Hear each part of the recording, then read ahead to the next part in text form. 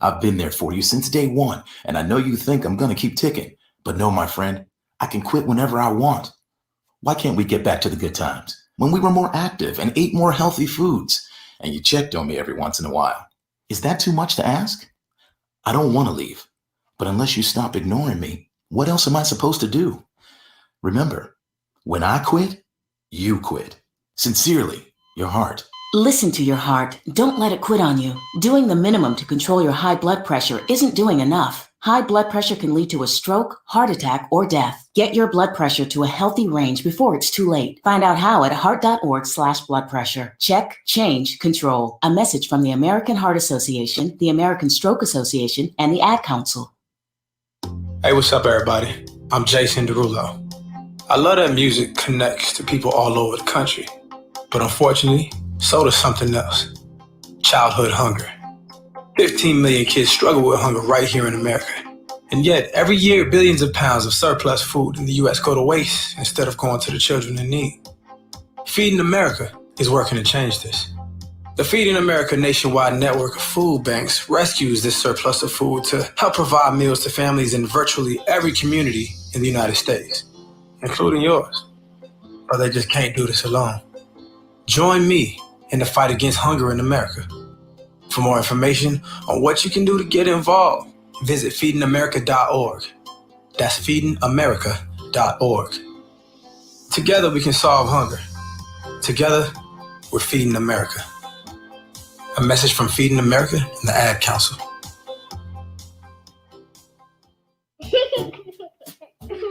Hey everyone. Let's all stop what we're doing right now and take a moment. That felt good, huh? Just like that, we had a nice special sort of moment together. Of course, they don't all need to be quiet moments to be special. They could be loud moments, goofy moments, sporty moments, dorky moments, moments where we talk or walk or just hang out. It doesn't really matter. They all count. Because every time dads like us take a moment like that to spend with our kids, well, it's pretty momentous. Sounds like somebody agrees. So let's take a moment to make a moment. Today, call 877-4DAD-411 or visit fatherhood.gov. Brought to you by the U.S. Department of Health and Human Services and the Ad Council. Music is a bridge between the material and the spiritual. My name is Harvey Lauer, and I'm 82. As a blind person, you have to be aware that nobody can tell you what you can or can't do. You really have to try things. My folks got me a little radio in 1940, and that was the best Christmas present I ever got. When I was 11 years old is when I started to play music, play the piano, and then the accordion, and then the cello. My wife, who was also blind, was a good cook. When she died, that's when I started Meals on Wheels. America, let's do lunch. 1 in 6 seniors faces the threat of hunger, and millions more live in isolation. Drop off a hot meal and say a quick hello. Volunteer for Meals on Wheels by donating your lunch break at americaletsdolunch.org. This message brought to you by Meals on Wheels America and the Ad Council. Do current market conditions have you nervous? Our experienced team of financial professionals at Heritage Harbor Financial Associates understands that no two investors are alike. We all have different goals, needs, and appetites for risk. That's why the one-size-fits-all approach does not work, especially when planning for retirement. At Heritage Harbor Financial Associates, we analyze your unique investment style so that you can work toward your individual retirement goals on your terms. Heritage Harbor Financial Associates can help you take steps to reach your retirement goals by providing a wide array of financial products to fit your needs, even for the risk adverse. Give us a call at 631-331-6599 to learn more or to set up an appointment with one of our financial professionals. You can also find us on the web at hhfa.org or on Facebook at facebook.com/hhfa.org. Our number again is 631-331-6599. That's 631-331-6599. Investments in stocks, bonds, and mutual funds and variable annuities are not FDIC insured and are subject to fluctuation in value and market risk, including loss of principal. Heritage Harbor Financial Associates offers securities through AXA Advisors LLC, New York, New York. Member FINRA, SIPC, annuity and insurance products offered through AXA Network LLC. Be Compete fearless at MMA Long Island and Seituha Karate. Located at 28 Colt Court in Ronkonkoma, MMA Long Island is the martial arts school for you if you want to learn combat-proven techniques, build confidence, discipline, and self-esteem while learning real martial arts to fight back against bullies, predators, and peer pressure. MMA Long Island offers group and private lessons for all ages and levels in traditional Goju-Ryu karate, MMA, and self-defense. MMA Long Island is one of Long Island's most affordable martial arts schools. There are no promotion, belt, or membership fees, and family discounts are available. All classes are taught by 7th degree black belt Sensei John Benedict with over 30 years teaching experience. So whether you want to get in the ring or protect yourself and your family, MMA Long Island can help you reach your goals. Visit MMALongIsland.com. That's MMALongIsland.com or call or text 516-381-9660. That's 516-381-9660. Edward Lehman has been a trusted insurance advisor for over 16 years with insurance solutions for auto, home, commercial, life, and retirement. He's located at 54 Sunnyside Boulevard, Suite H in Plainview. That's just 1,000 feet south of 495. Local agent, local advice. The time to think about insurance is before you need it. So do yourself a favor and before you pay your next insurance bill, give Ed and his team a call, 516-935-3900, or visit him online at www.allstate.com/. Edward H. Lehman Insurance is your trusted insurance advisor. It's the Worldwide Sports Radio Network.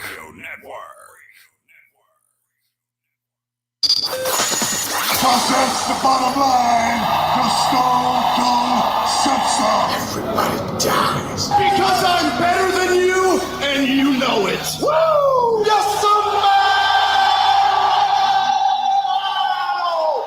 What the rock is cooking. Now, welcome to Off the Mat with Alex Lowe's, Josh Silverberg, and Lyle Gillen.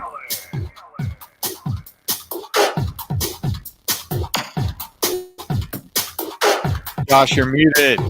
There we go. Sorry about that. Yes. Ladies and gentlemen, we are here. We are live. Next time out, you can put it in the comment section. That way you don't make it known. We are here, ladies and gentlemen. This is Off the Mat, joining you every Tuesday night from 8 to 10 p.m.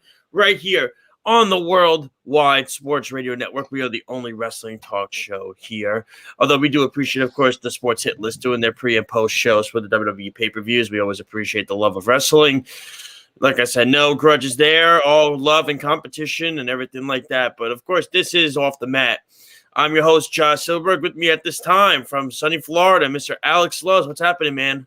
Nothing much, Josh. It's been an amazing week again for wrestling. We have New Japan back finally, coming back out of COVID-19, so I'm glad that's back. We have a lot of amazing topics for you tonight, so stick with us the whole way through. It's going to be a great show. Yeah, and it's not just even New Japan. Ring of Honor's coming back. MLW's back. It seems like everything is opening up. AEW and WWE are going to be touring again real soon, so that's exciting to hear. And it seems like absolutely semblance of normalcy is going to be happening. And of course, there's very few like this guy. Sometimes it's not the best way. I can tell you that. What's happening, man? Nothing much. It's going to be a great show. We got the Road to Double or Nothing coming up, which I will be there. And you will hear my opinions on what I think of the show as somebody who is going there and what I'm thinking ahead of the show. Love it. Love the insight. And of course, that is a big thing. When you get the insight of that, it's always a popular thing, especially with it being the first full live show for the first time in forever. For AEW, they've had some people at their audience at their shows, but not the full-on audience that they're going to have at Double or Nothing. So it is exciting. Definitely. Before we get into all the topics and all the discussions, we have to tell you how you can listen to us every Tuesday, and of course, other programs and platforms that we have here on the Worldwide Sports Radio Network. Oh, and of course, really quick, we got to thank Speedy Petey, of course, for producing as always. We can't forget him. He does so much work for this show, and we always appreciate him for everything he does. So how can you listen to us every Tuesday from 8 to 10 p.m.? Well, it's actually very simple. All you have to do is download our app. Well, how do you do that? If you have an iPhone, you go to the Apple Store. You type in WWSRN. If you have an Android, you go to the Google Play Store. You type in Worldwide Sports, click install. You get our show articles, all of the content of our shows, different topics, any topics that maybe you want to re-listen or rehear again that you might have missed on the show. Maybe something you really liked, you want to hear it again and get some more insight. If you missed the show, if you're driving, you can listen to the audio feed as well. You get our show schedules, everything of all the different shows that we have. It tells you the day and times that they're on, so you don't miss any of the episodes.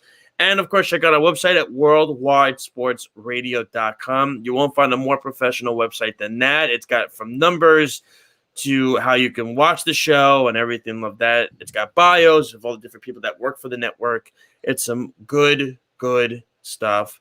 So, of course, we have that. We have Jillian Cohen. She's going to join us at 9 o'clock to give her insight on AEW, on WWE, on NXT.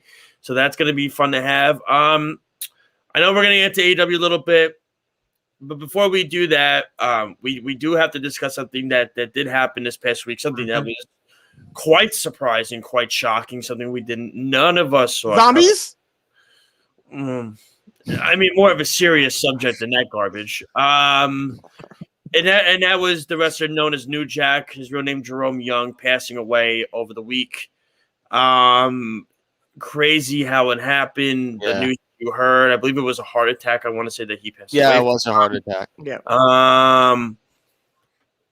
Growing up as a guy who, a lot of people knew who New Jack, a lot of people didn't know who New Jack was until they really watched Dark Side of the Ring and they got to watch his character more and everything of that sort and that semblance of what he was as not just the character, but as the person and why he was the way he was.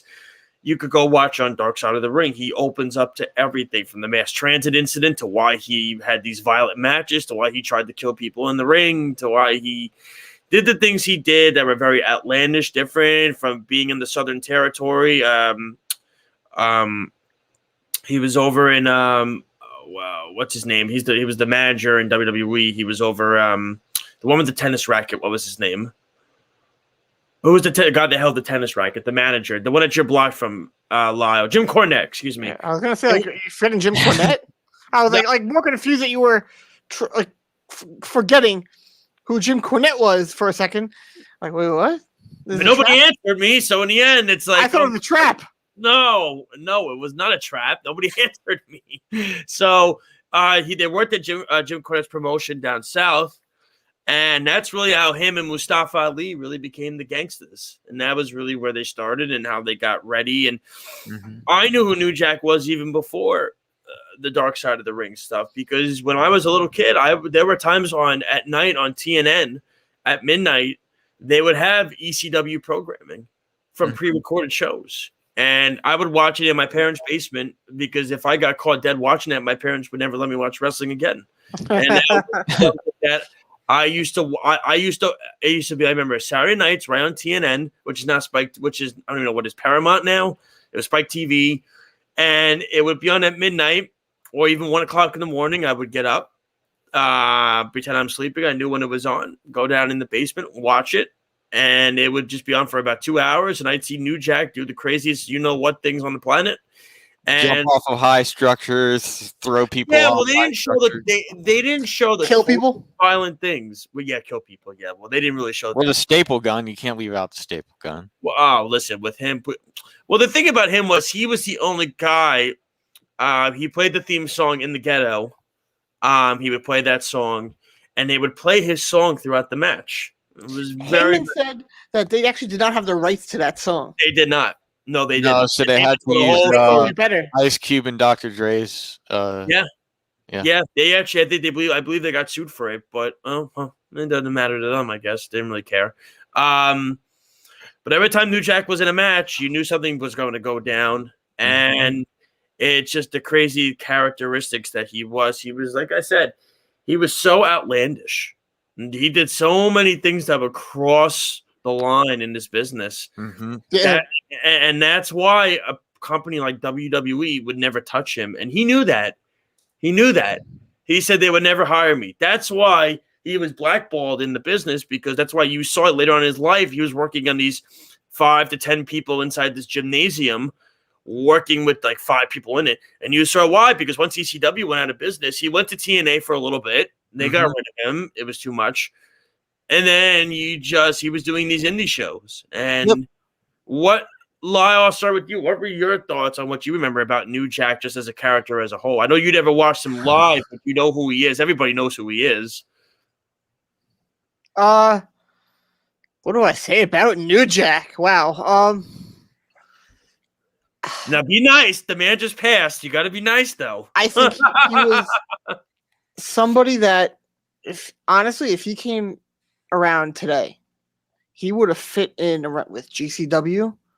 Oh yeah, perfectly. He would him and Joey Janela, Nick Gage. Look at some of the guys. Imagine him and Nick Gage. Somebody would imagine him and Moxley. No, dude. See, Moxie's a good one, but Nick Gage is a sick mother. Yeah, they would have probably killed each other. Nick Gage and New Jack, no holds barred. I don't even know if they can even put that on YouTube. I don't know if Fight TV would even aired that pay per view. It's I think he was a little too early because he came in at a time when a lot of his stuff wasn't really on TV because it was, like you mentioned, it wasn't really able to be on TV. But if he came around today, you would have had YouTube. You would have had so many different ways in order to watch his matches that he would have been insane because there is actually a big crowd for deathmatch right now. Yes, there really is. And he would have go watch the Nick Gage show on Dark Side of the Ring. I have not had a chance to watch yet. I will be. But I mean, because you look at it was so funny because it was really not funny when he was in Smoky Mountain Wrestling. He was in Smoky Mountain Wrestling, which was Jim Cornette's promotion, which was down south. And you got to remember, things are very different. Even today, still down south. Big time. Very different.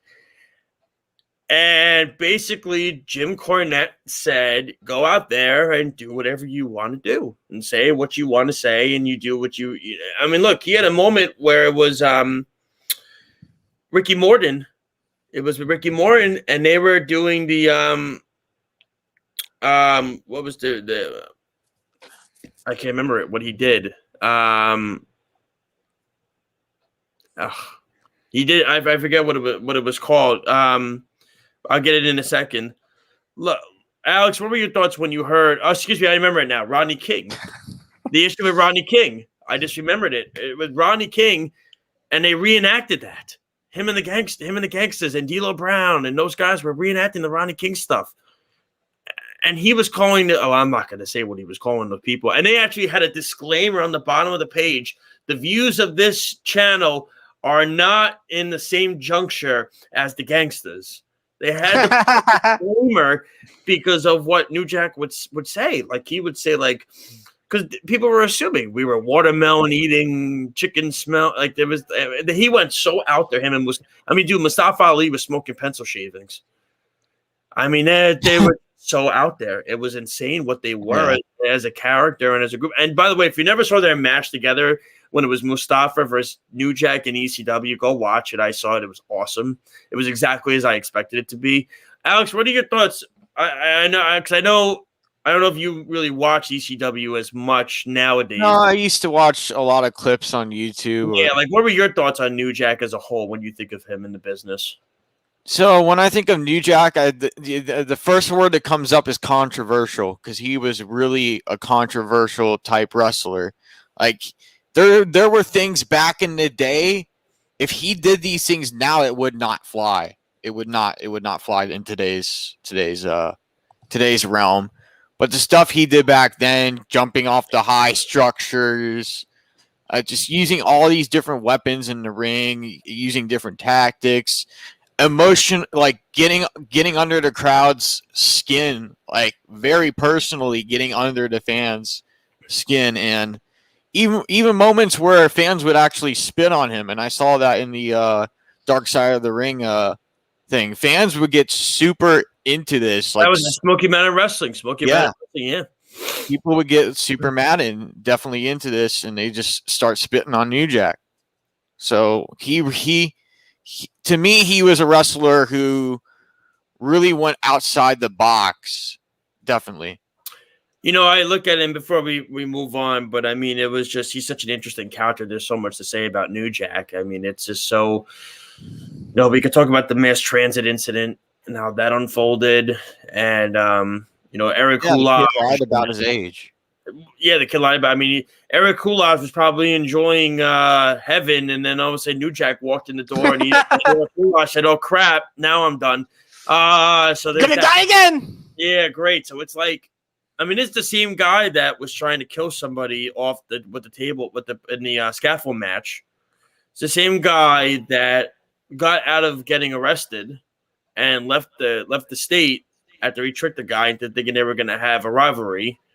I mean, this is a guy that did just so many different things, and you think about it, and look at it this way: different companies were not going to touch New Jack, but I thought Paul Heyman on Talking Smack the other night, really described him perfectly. Yeah, he did. He was interesting. He was out there, but what he did was he set a tone and a mark on his business. And as Lyle said, Alex, I know you say he wouldn't really fit with the business, but to a degree, you could agree with that, of course. Yeah, certain companies like TZW that would hire him. Yeah, let him do what they want. You know how much money he would make? Him and Joey Janela, him and what I mean. There's different guys you can have and do these things with him. That it doesn't matter. All you had to just don't say to him, "Can you give me color?" And just one advice I would have given the people. It's a bad idea. That's how he killed Mass Transit. He messed up his life. He didn't. Again, Kulov was already very out of shape. Yeah, that's true. It was just like he was very depressed about that happened. We have a caller, and who are we speaking to right now? Speedy, anybody there? Speedy. I guess no. Oh.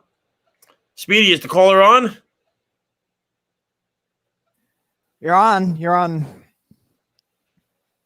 Yep, I guess we lost the caller. All right. Well, that lasted a second.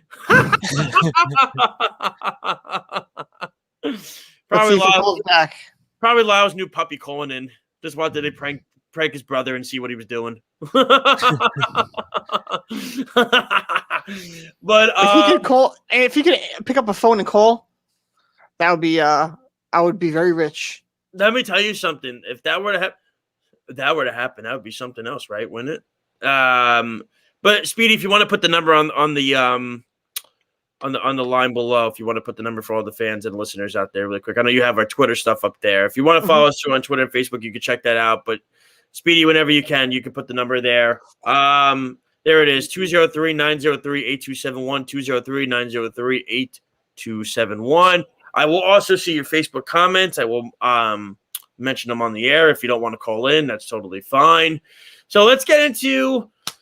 I know we're going to discuss it more with Jillian, so I guess we don't want to divulge too much with AEW, but of course we'll talk more with Jillian at 9:00. There was a lot that happened this week. It was a great week. Great episode. A lot of shocking things that happened this week that I didn't anticipate. And of course, the obvious one is we got to get to the TNT Championship, and that's Miro is now the new TNT champion. Darby Allin drops the belt, and I'm just curious. Oh, Speedy! All right, we're gonna try again on my number. Let's see if it works. Okay.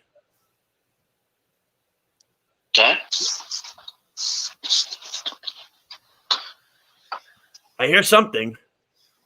Caller, you're on. Hello? Nope. Hello, you there? Hello. Caller. Yep, I guess that's not working. Nope. All right, it's all right, Speedy. We'll see if we can get him on later on and try to figure it out. Again, you could call us 203-903-8271. Hopefully the lines Maybe not. hopefully the lines are working. I don't know what happened there. We always test the lines. It just I don't know what's going on. But we got to discuss, of course, the obvious, and that was that was Miro winning the TNT Championship. What were your guys, Alex? I'll start with you. What were your thoughts on Miro winning the belt? It's like I said last week with you, Josh, on the show. I said that Darby Allin, he probably would not be in the best shape. He probably would not be ready going into this match, and I was right. And it was a big factor for Darby Allin after he got thrown down the concrete steps by Scorpio Sky and Ethan Page. So it really... and you can tell that Darby Allin was in a lot of pain. Like, he wasn't able to move around very much and get back onto his feet as quickly as he can, as he's used to doing. And Miro took advantage of that, and now he's the TNT champion. What were your thoughts on it, Lyle? I'm sure you were. It was a very interesting decision on their part. I mean, I'm happy Miro gets to finally hold a belt, but was it weird how they let Darby drop it? One thing I realized about AEW with the TNT title, for the most part, is once the reign starts getting very good, they drop the title. Mm-hmm. Happened with Cody. Unexpectedly lost to Brody Lee. Mm-hmm. Then Brody Lee, we didn't expect him to drop the title to Cody, but he did. It was a great match. It was getting good with him too, and from BTE and everything. And then he lost the title, and Cody had it. And obviously, at that point, we knew it was in order to put Darby over, which it was. Mm-hmm. But it happened again with Darby. You saw him. He had the belt. He had having a great run, and once it started getting hot, took the belt off. Now, people are speculating if he's actually injured. I don't believe so. I believe it's all storyline. Yeah, I agree. I'm not too worried about his health. He does have a very aggressive style, but I think it's all part of the Ethan Page Darby storyline, which I think it's been great so far. And I'm honestly really I'm gonna go out on a limb, and I'm gonna say it's gonna be him and Sting versus Darby and against Ethan Page and Scorpio Sky. And I think they're gonna actually have a tag team match. Carried for the most part by Darby, but Sting has been getting a little physical. Mm-hmm. I think that he's gonna test it out a little bit and do some things. So I'm interested to see what they do with that. But yeah, it's gonna be interesting. I think eventually he'll get the belt back. Not sure when and where. But I think he's going to be a guy where how WWE, when they had Jericho, for the most part, he was a guy who had the IC title. And that was kind of the Jericho belt. And I think for the most part, it's going to be like that with Darby. He's going to be a guy who has the TNT title a lot. Not saying he's never going to win the AEW championship, but I think they're going to make that Darby's belt for the most part. But Lyle, don't you agree that that was a big factor in the matchup, getting thrown down the stairwell and getting hit a ton of times and ambushed by Ethan Page and Scorpio Sky? Well, yeah, I think. Oh, yeah, that's part of why I mentioned that they're going to have a match. Because I think that's all part of the storyline for how. For what the matches they're going to have, because I think it's going to be, hey, he cost Darby the belt. He was the reason why he lost, and it's going to build up to their match at Double or Nothing. Well, I look at it this way. Now, my question to you is, where does Miro go with this? Him versus Lance Archer. Now, I got to tell you, I'm intrigued by that match. I don't think Lance wins. I think he loses and turns on Jake. Me too. And then he goes to Sting. So, but does that make him? Does that make him a heel or a face? I think he's going to be the face first because Miro's more the heel. I think Archer will be. What about him turning on Jake though? But I think it solidifies as him being a face because he's going to go with Sting. Yeah, it does. Because if you really think about it, Jake the Snake has really just been there to help Archer, to elevate Archer, to help him get a title shot and get opportunities. But like Sting and Darby said, Jake's just playing the game. He's stirring a pot here, you know. But aren't they already kind of faces already? When you think about it, because it's kind of like they haven't really done anything heelish, and he's teamed up with some face tag teams, and he comes out. I think he's a tweener right now. Jungle. I think that that name is funny. Tweener. I always think that name is funny. I think that Jake is more of the heel, and he is the face, and I think that's why he loses and further separates himself from Jake the Snake, which I think is a shame because Jake has been doing a very good job. Yeah, great on the mic. But I think I don't think Jake can tour on the road. I think that's why he's around so long. Yeah, he's a little bit older and health risks, and he's got a lot of health issues. Yeah, that's why I think he's going to end up turning on him, and it's going to be him with Sting. Well, I mean, I could see it. I just don't know. They've been setting it up this entire time. I know they have. I know they have. And then I know Sting called Jake out on not doing what he should be doing for Lance, which is getting him opportunity. You know, he's basically saying, "How come you're not doing what you're doing?" I want to ask you guys a question. Mm-hmm. I love questions. Down the road, because we're talking about Sting, do you think that they will ever do Sting and Jericho? Possibly. You know, Jericho is old enough where he can have a slow enough match to make Sting look good, and he won't have to do a lot. And it could. They're both talented enough to make it a moment where they could make it good. It won't be an extremely long match, but they're both good enough to make it. Well, Jericho is good enough to make it look like a good enough match in a short time. So, and the crowd, I think the crowd will go nuts for that. I think it'd be a good match, but you just gotta play it safe. You gotta be careful. You gotta watch how the match is done. But I think he took a power bomb from Brian Cage, so I think him and Jericho would be fine. I think what they would do is another cinematic match, like a mix of a cinematic and live match. I mean, I think you got to be interested with it. I think it's got to be. I got to see how the storyline plays out. I have to see how it starts. I got to see how everything goes first. You know what I'm saying? Like, I got to see how the story. I would love to see it. I think it would be a hit match. I don't think it needs to have. I don't think it needs to be a cinematic match between those two. No. I think they can just have a regular match. I think. Yeah, 100%. They don't need. I don't want any more cinematic matches with a live crowd. Well, like you're I said, getting the same Stampede again. I'll talk about that right now. I'm very disappointed that they're doing that. Going to be there live and have to sit there and watch it on the screen, I think it's gonna suck. But I am convinced that the only reason they're doing it is because Jericho got legitimately hurt at Blood and Guts. Possibly.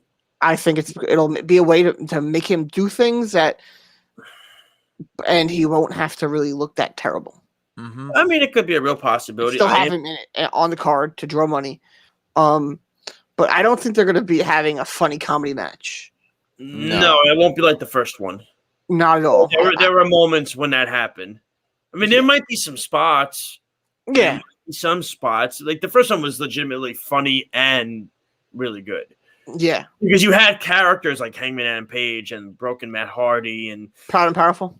Yeah, Proud and Powerful and Sammy Guevara with the golf cart with Kenny Omega. And like they were funny. They were loose. They were different guys. Then I think when Matt did the suplexes all the way down the field.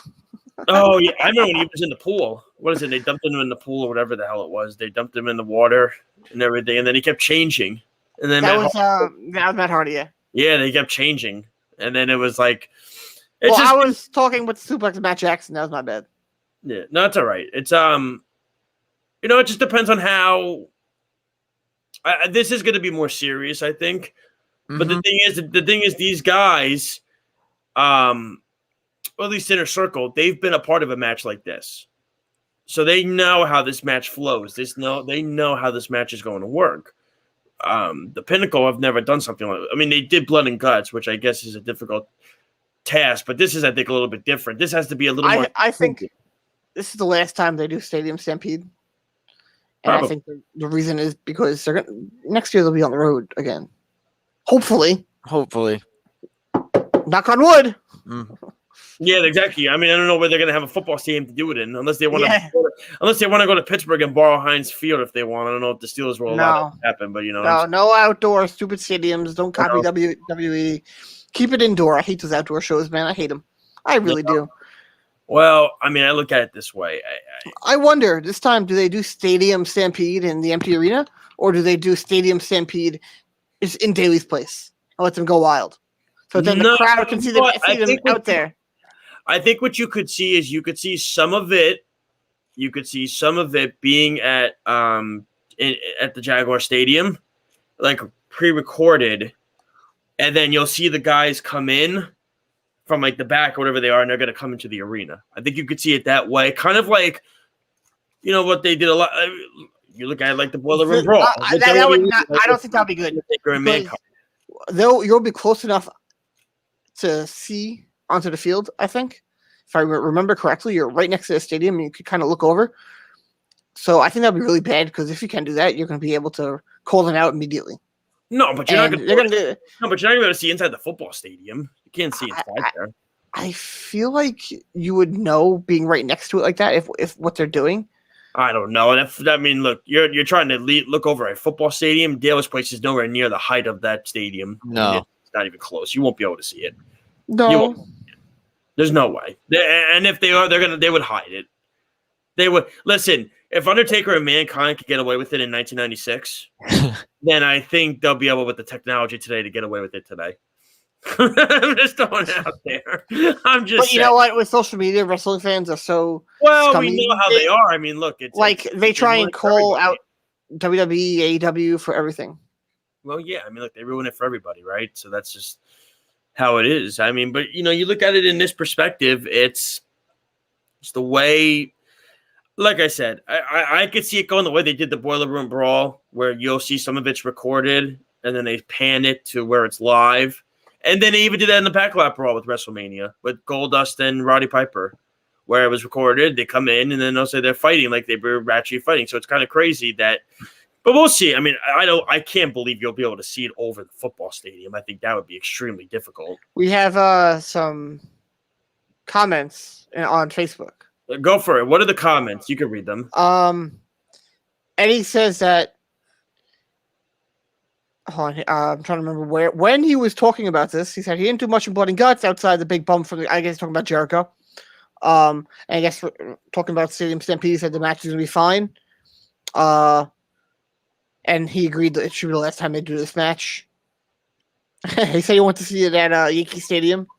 And he said, Ring of Honor did shows at baseball fields. I'm not sure if you know how well they drew at baseball shows, but I'm sure AEW would not be looking to have a mediocre sized crowd if they go to a baseball field. They would want to have a full crowd because then what's going to happen is then people are going to crap all over them for trying to look like WWE but not being able to sell a crowd like WWE. So I'm not sure what Ring of Honor did with their attendance numbers in those baseball shows.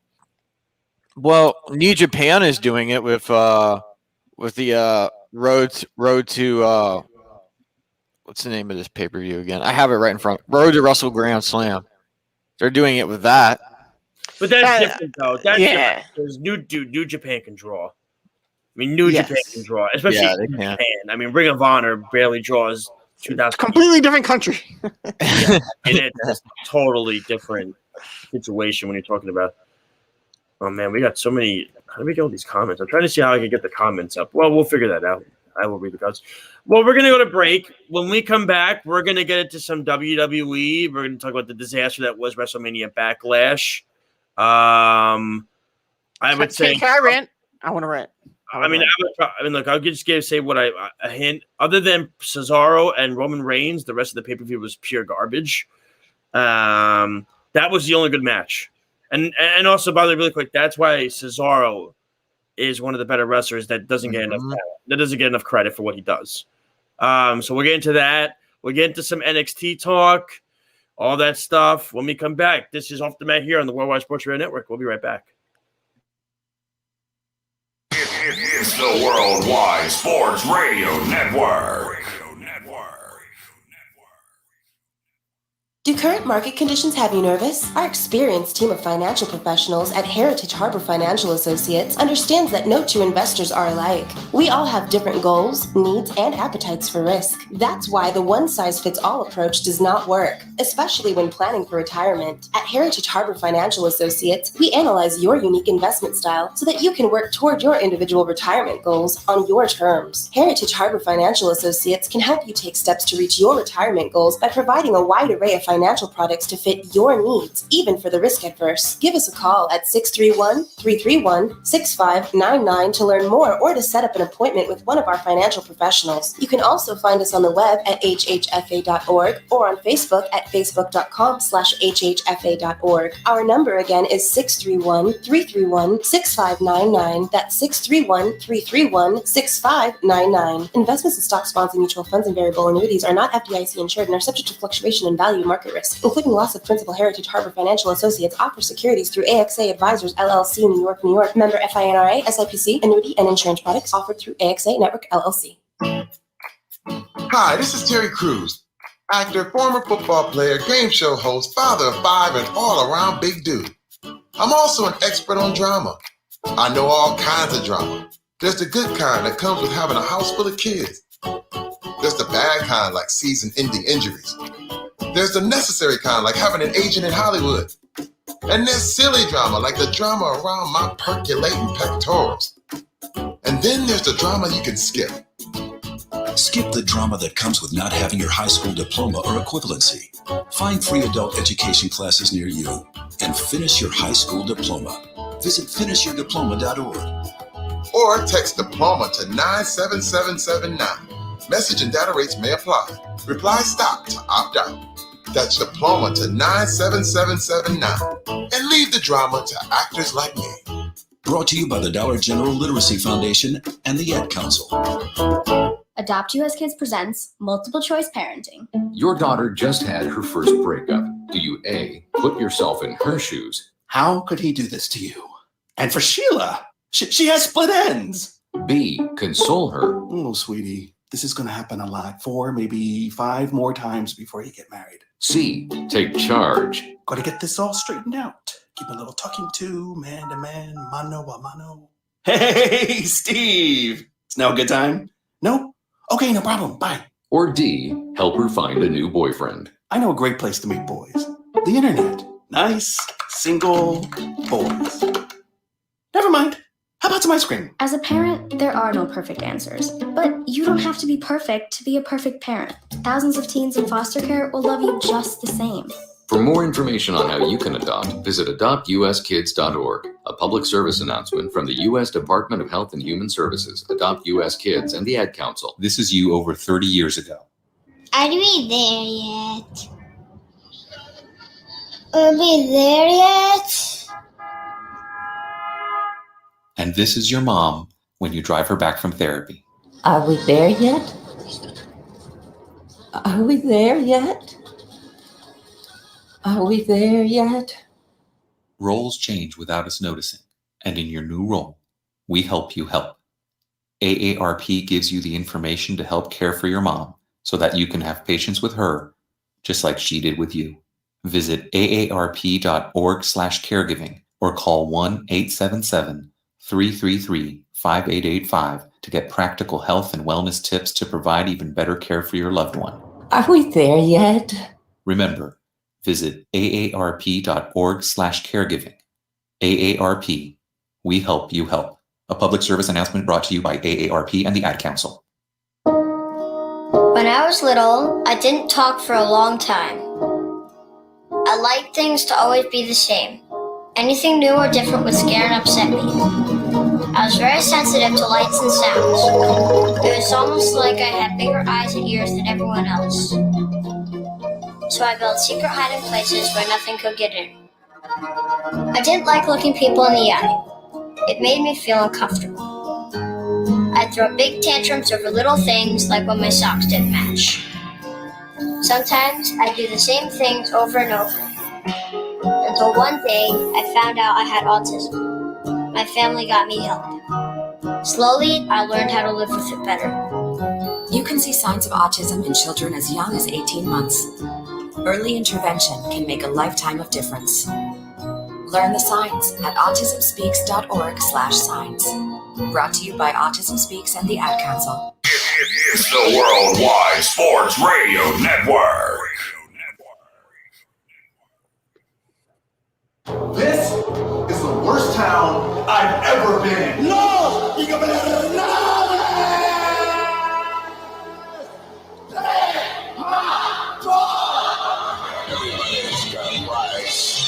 The champ is here. Now welcome back to Off the Mat with Alex Slows, Josh Silverberg, and Lyle Gillen. Yes, ladies and gentlemen, we are back. Second half of the first hour here on the Worldwide Sports Radio Network. This is Off the Mat. I'm your host, Josh Silverberg. Of course, with me, Alex Slows, and Lyle Gillen, and the great Speedy Petey, always joining us every single day, every single Tuesday. Before we begin, here's how you do this. You download our app. How do you download our app? It's quite simple. You type in WWSRN if you have an Apple. If you have an iPhone, you go to the Apple Store. I don't know, I'm all over the place. If you have an iPhone, you go to the Apple Store. You type in WWSRN. If you have an Android, you go to the Google Play Store. You type in Worldwide Sports. You click install. The app is free. You get our show schedules, our content, all the articles, anything you might have missed on the show. If maybe you missed an episode, you want to rewatch it or re-listen to it. Maybe you didn't hear it at all. Everything of that sort. You can listen to us live. If we're driving, you can listen to the audio feed. So, of course, that's always a big thing that you want to do as well. So that way you're not watching and driving. Everything of that sort. So that's all there for you at the tip of your fingers. WorldwideSportsRadio.com as well. All right. Let's get into some WWE NXT hoopla. I watched Backlash. I'm sorry. Tuesday. It was. I heard it was garbage. It was awful. It was pure trash. The only match I could legitimately say. Now I watched the whole show. The only match I could legitimately say that was really good, that was worth watching, was Cesaro and Roman Reigns, and I'm not surprised. Because to me, Roman Reigns, since he's become a heel, I think he's gotten more confidence. He's better in the ring, I think, nowadays. And as far as Cesaro goes, Cesaro has always been that talented guy. Can we talk about Roman for a second? That's fine. Yeah, sure. Every match he has had has been against people who are extremely good in the ring. He hasn't really had to carry any matches. He's facing Kevin Owens, Daniel Bryan. He's facing Cesaro. The Usos, who I have said many, many times are very, very good. He's not facing guys that he has to carry. He's getting carried in his matches. No, guys who are carrying the majority of the load. You can't have a bad match with who he's wrestling against. No, that's fair, but I did watch this whole match. And I'm going to give Roman where credit is due. Roman did perform in this match. It wasn't just Cesaro that put up really well in this match. Roman hung in there. He stuck by, and he did good in this match. He did. I'm not going to bash Roman because of things in the past. Right? He had a good match. He had a very good match. And this character and this element has added to the confidence that he has in the ring. And Cesaro, you know what Cesaro is as a performer. So therefore, I think it was a very good match. Other than that, the rest of the pay-per-view was pure trash. From the zombie BS, which again, Batista's right. If you have a problem with it, go talk to Vince McMahon about it. He didn't book it. So no, he didn't. It was really, really stupid. And I'm going to copy what Jericho said. The WWE complained about Blood and Guts and said it set the business back 30 years. And then they had freaking zombies? Well. I'm sorry. Did you watch it? I turned it off after the zombie thing. Okay. You should have at least watched the Roman Cesaro. You knew that match was at least going to be good. If you're gonna sit through all that BS, you might as well just. And on top of that, Damian Priest, who I have said is I'm not a fan of many, many times, tore the Miz's ACL. What did he tear it, or did the Miz maybe do it himself? No. He tore it. He landed on his knee and tore it. When he did his move. Hey, listen, accidents happen. They do, but I've never been a fan of. Let's be real. Stone Cold gave The Undertaker a concussion, so accidents do happen. And Pac, who's very, very safe in the ring, gave Orange Cassidy a concussion. Exactly. So in the end, things do happen. We can't just. Of course. You're 100% right. And speaking of the WWE, I have an update on Aleister Black. This is from Sportskeeda. And WWE's interesting plans for Aleister Black. Major ideas are being discussed for the Raw roster. Oh, good. About freaking time. He's too talented to be sitting on the sidelines. Who reported it? Sportskeeda. So they're saying, according to WrestleVotes, the backstage feeling in WWE is that Monday Night Raw needs more new faces. The report also states there have been ideas to move Aleister Black to Raw and give Damian Priest a big opportunity. There has been backstage chatter recently at the Raw roster, and they're gonna basically two ideas they've heard are about putting Damian Priest against Aleister Black.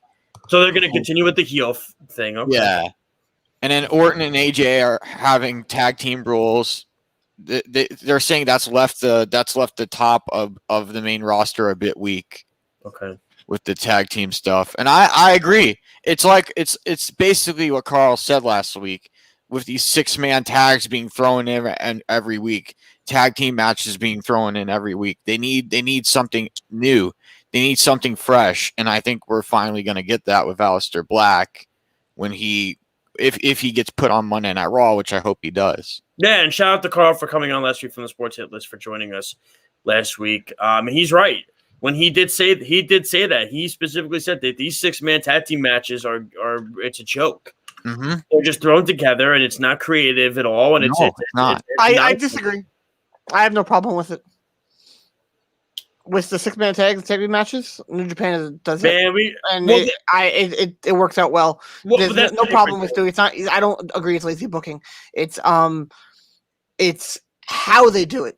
That's what Carl's saying. But the 6-man tags are not good when they're thrown together like they are.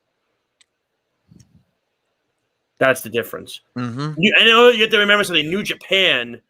Listen, the talent on New Japan is a little different than WWE. Japan's talent is. You're comparing apples to oranges here. It's those matches. I mean, look, am I really that big of a fan of New Japan sometimes doing like 3 or 2 matches in a row of a 6-man tag team match? No, but they do it for a reason. Whereas WWE, like the night of the show, will just throw it together and it was random and it's like, what was that? They gotta fill 3 hours. That's what's killing that show. It's 3 hours. Well, that's the problem.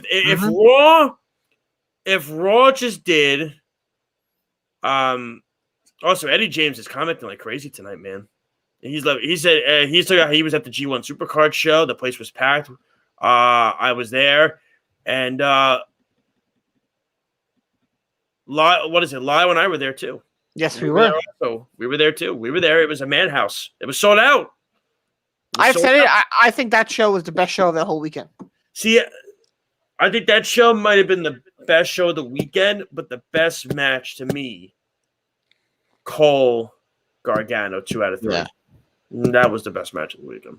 But Josh, I've already said what my favorite was. We're saying for Monday Night Raw, AJ Styles and Randy Orton are committed to the tag team division right now. It could be a great opportunity for the likes of Damian Priest and Aleister Black if the latter moves over to Raw to prove themselves as main eventers. Do you agree with that statement? I mean, look at it this way. I think Raw needs to have more main eventers on their roster. Mm-hmm. I do. I mean, I think, we talked about this with John Alba a few weeks ago. I think SmackDown has too many guys, and Raw doesn't have. Raw doesn't have enough. They don't have enough. That's the problem. So when I look at the situation and I look at how Monday Night Raw and their roster is, I mean, look, I love Drew. Drew is one of my favorite guys. if I got to sit through Drew McIntyre versus Bobby Lashley for the third time in like 3 months, I think I'm going to go crazy. I mean, this just can't keep constantly happening. They got to get creative. They got to find guys. They need to do a redraft. They need to do a draft. They got to get guys over to Raw. They have to. They have to. Cesaro, I don't care. They got too many guys on too many. There's too many faces on SmackDown. You know who could really use an opportunity to really make a big impact over on Monday Night Raw right now? Who is that? Because he hasn't had it in a while. I mean, like SmackDown tried it with him for a while, but it didn't work out with him. But I think if they move him to Monday Night Raw, things will change. They need to give Jeff Hardy a chance. They haven't been doing that. What's his contract status? He's still there. Jeff Hardy? Yes, but what's his current, like, how much longer does he have left? I don't know, but I think he just re-upped with them again. Yeah, he did, I believe. Did he re-up, or did they extend his contract from injury? I believe I believe he re-upped with them again. I think that's what he did. I think he re-upped with them again, and I think it's like I said, I think they have to do a redraft. They have to do a draft.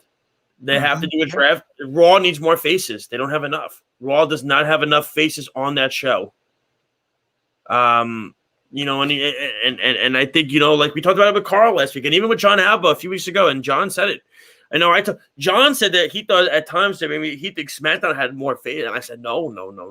I don't think, because I said on the WrestleMania post show that I did with Carl on the Sports Hit List, I said to the guys, I said, okay, so with Bobby Lashley, who's next to fight Bobby? What they should have done, what they should do, is put Kevin Owens to a Raw, and just push the living hell out of him. Well, he is amazing. Push the hell out of him. He was over as can be when he was going at it with Roman. He should have been a guy who won it. When he was that hot, he should have won it. And that's their biggest problem in that company. Guys get big, they get over, and then they don't give them the belt when they need to and continue pushing them more to the moon. They don't do that. And that's how come you don't get guys who are big anymore in that company. Well, I could tell you, I think I know what they're going to do for SummerSlam. For SmackDown, I think they're going to do Rollins versus Reigns at SummerSlam. I think that's what they're going to save up for 4. I think they're going to make. Okay with that. I think they're going to make 4 for a good match. I'd be okay with that. I feel like Seth's going to be a guy that, you know, eventually another top Ring of Honor talent for Roman Reigns to face. Hey, listen. That's all he's doing is facing top Ring of Honor talent. But that's all that company is former top Ring of Honor talent. But that's the thing, though. But you know what? You can't fault Roman for it. I mean, look, it takes 2 guys to make a match good. You know, that's tendency what it does at times. It does make 2. Listen, one guy could be the best performer on the planet. If the other guy sucks, go look at when Dean Ambrose was Dean Ambrose, right? Dean Ambrose was a good performer in WWE when he faced Brock Lesnar, right? Brock Lesnar's heart wasn't in the match. That's why the match sucked. And he admitted it. That's what happens when 2 guys who are good performers, but one guy doesn't pull their weight. It sets a tone for the match going forward that this match is going to suck. You know what I mean? Undertaker's a good worker. But why was the match not good with Roman? Because both guys just weren't. They weren't ready. Taker was hurt. Taker was hurt. He was hurt, and he was hurt, and it set everything off. It set a bad chain of events. So, listen. Say what you will. Roman may be. I'm not going to discredit Roman for facing the guys he's facing. He's pulling his weight too. It's just the facts. I mean, that's and him as a heel, it's selling for this company. He's been doing a good job, but I'm still not sold as him as a wrestler because of who he's facing. That's fine. That's where I am. I still think he's the same guy who's just average in the ring. Away from it, he's doing fine, but how much is that because of Paul Heyman? Well, look, that's a huge aspect. It's a huge aspect of it. I mean, look, I think what it does is I think it added an element to his character that was missing. I think it was missing. I think that was the last piece that was missing to his character. And I asked Carl this last week. You know, I said it's easy to flip Roman as a heel because there's no live audience, right? No. So that there's no way of anybody giving an opinion as the fan. I think he would have went a bit as a heel turn, I think it would have been even better in front of a crowd because they hate. I don't think they would have done it. They wouldn't have done it. They wouldn't have done it. They would have not done it because they didn't want it. They didn't want with the kids and the women and all that. They didn't. They would not do it. And Eddie agrees with me. Well, that's see, and that's the thing. And the thing of it is this. And I said this to Carl on the show. I said if there was a pandemic during John Cena's career, John Cena would have been a heel. Because guess what? There would have been no fans out there to give a reaction or an opinion. Nope. Because Vince McMahon's going to say, I don't give a damn. There's nobody here. They're all watching on TV. I'm going to try something. I'm going to try. That's why they did this with Roman. If there was a live crowd, they're not doing this. There's no way. Roman was so popular with the kids and the women and all that stuff. John Cena, if he was there with the pandemic going on, dude, they would have easily made him a heel and tested it out and see where it would have went. Because what it would have done was there's no opinion by the fan base to say if this is good or not. Because there's nobody there to give a reaction other than screens. That's what it is. Well, you heard the story about how they were going to turn him heel after the Rock match at 29. They had apparently a new Titantron, new theme, new everything. But it got scrapped at the last minute. Eddie also says, by the way, Raw sucks because the writing blows. There are no stories or feuds to be invested in. No, there isn't. There isn't. I agree. I mean, that's pretty obvious. Look at what they did with the Hurt Business. That was going great, and they just killed it. Yeah, they really did. It made no sense. No. Bobby still could have held the WWE Championship. That's fine. I think if they left the Hurt Business together and left Bobby as champion, really well. and they left him as champion, that's why. It would have been it would have been even better. I think he would have had more heat. He would have been a better heel. You would have had an amazing heel on Raw. You would have had an amazing heel on SmackDown. And that's what you need. Shows draw better, and shows are better statistically proven when you have a good heel as a champion. They don't have enough guys on Raw. They don't have enough people who are going to elevate the roster and really grab the attention of a big audience. There just isn't enough to go around, and that's why Monday Night Raw drops like 2 to 1 million views every week. How long were Stone Cold's title reigns when he was on Raw? If I can remember, oh my god, they were for the most part not extremely long. Well, we cannot share that, Jillian. When she comes on, we cannot share that. I know. He's funny. Well, we're gonna have Jillian call in a few minutes, but you were saying, La, before we get to some NXT stuff, then we're gonna go to break. I think you were talking.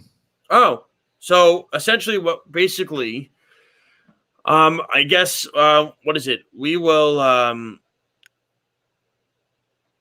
These comments are throwing me off because it's So okay, you know what? Screw it. Let her share it when she gets on. You know what? Yeah, you know what? Let her share it when she comes on. What do you say, Alex? I was going to talk about NXT. I was going to ask you, what were your thoughts on the involvement? Alex, that's not what we were asking you. What were you asking me? I was going to say, can Jillian share the news? Well, I haven't watched NXT yet. Neither one of us have watched it. No one has. We're asking. I guess, yeah. Okay, fine. Okay, there cool. it is. Awesome. God, I can't get a yes or no. It gets like talking to Speedy. Yes or no. Everyone says the same thing to Speedy. It's either a yes or a no. That's the only thing you could share, Jillian. That's the only thing you could share. No, that's it. Just warning for anyone who hasn't watched it. Spoilers ahead. Yeah, spoilers are coming up. So you know what?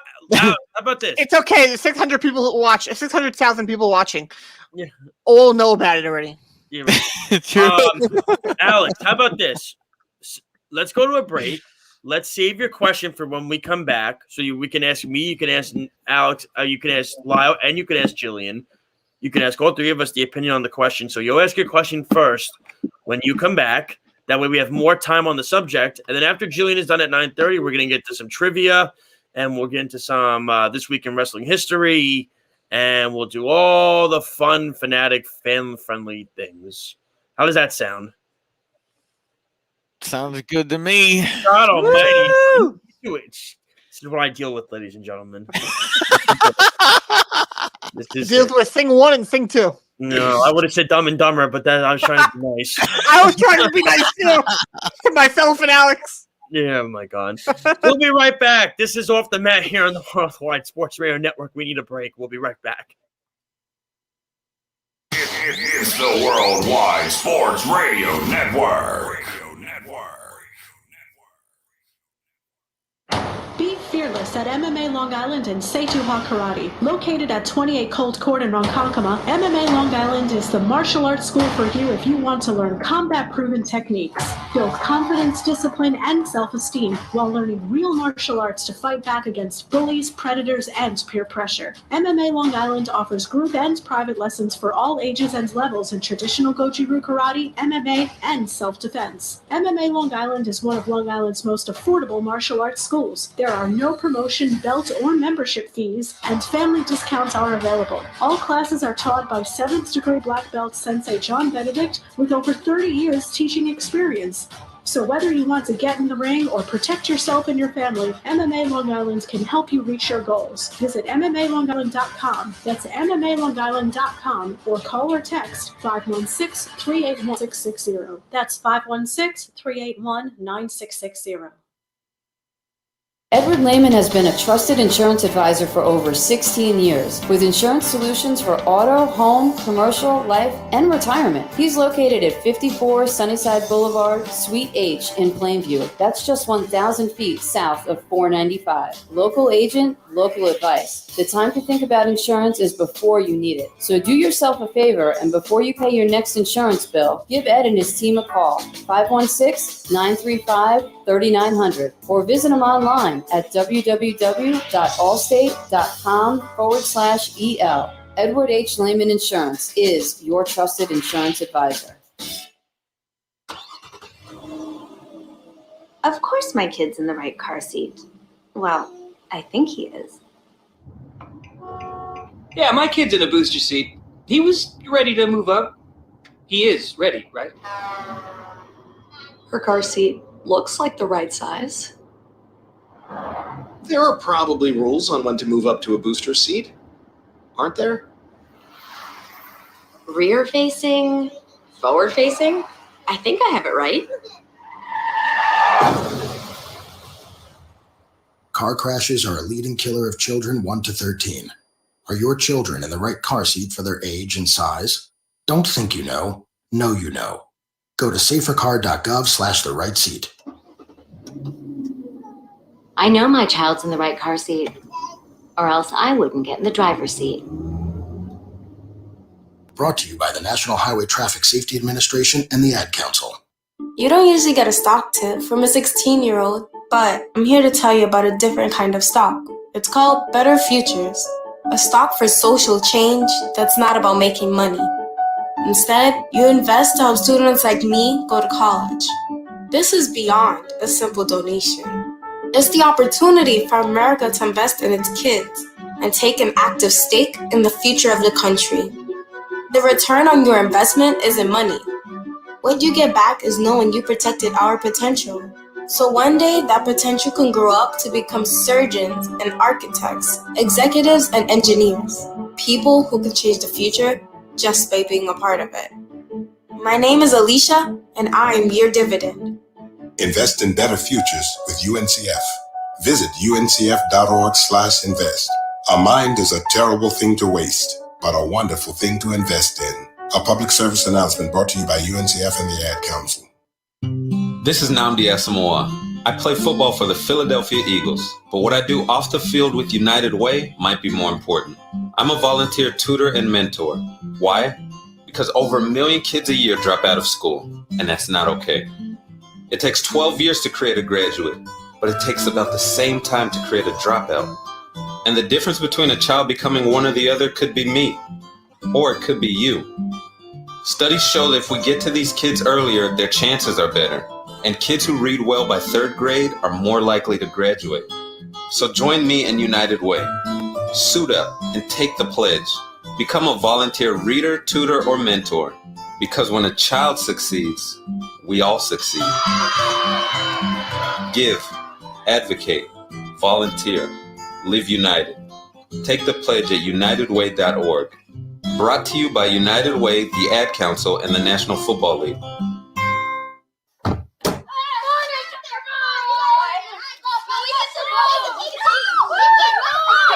They'll challenge your authority. They'll try to break your will. They'll push you to the edge of your sanity. Because that's what kids do.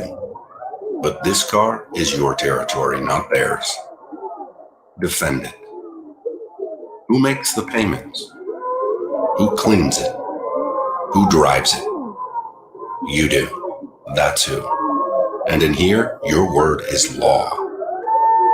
So when you say you won't move until everyone's buckled up, you won't budge an inch. Until you hear that click.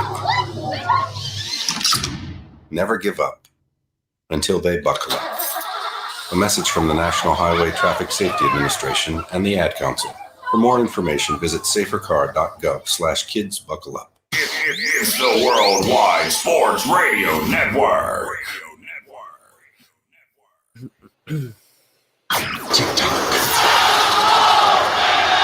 Are you ready?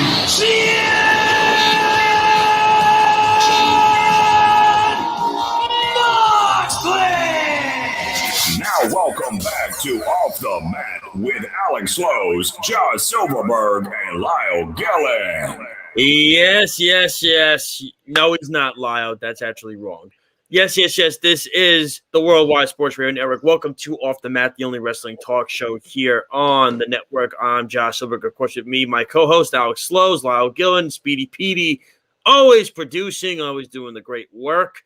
And we have our special guest with us, Miss Jillian Cohen is with us now. But before we get to Jillian really quick, we got to talk about the app really quick and how you download the app. Here's how it works. If you have an iPhone, you go to the Apple Store. You type in WWSRN. If you have an Android, you go to the Google Play Store. You type in Worldwide Sports. It's that simple. You click install. Get all of our articles, show content, schedules, clips, any shows you might have missed, anything you want to rewatch, anything you want to hear from us.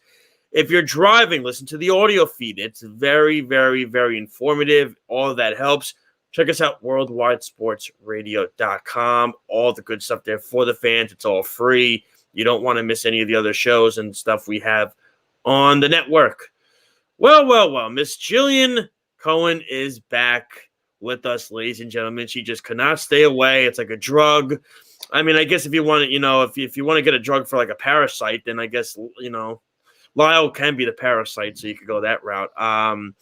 So here's how this is. She wanted to come on because she really wanted to discuss AEW. She missed Alex. And I think, she probably did. All of you. Come on. You didn't miss Lyle. This is Lyle. Not even me. I don't miss myself. There you go. What does that say?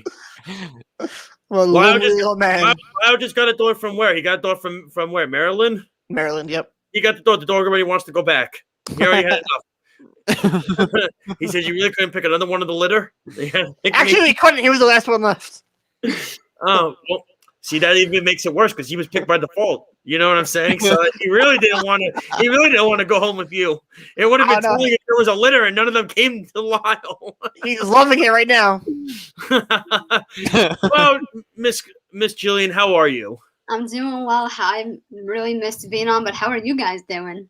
We're doing okay. I mean, I'm with these two knuckleheads, so I mean, I guess I should be getting paid more than what I'm getting for this. That's for damn sure, considering what I work with every single Tuesday. But that's besides the point. If you want, I don't know what you do on Wednesday and Thursday seems a lot worse. You work with Speedy. That's like, oh boy, and then you work with Errol. That's even worse. Well, I tell you this, Jillian got to experience it last week what it was being on that show, and they were good and it was bad. That's for damn sure. But we won't divulge that. Jillian, I know you wanted to come on. You wanted to talk AEW and NXT, but you had some news to share about NXT. Yeah, that is true, Speedy. Jeff and Carl do go after me a lot more than Speedy does. That's for damn sure. That's a fact, actually. 90% of the time, I don't even say anything, and they just say something, and I didn't even say anything. It's kind of weird. But anyway, I think you're just infatuated with me.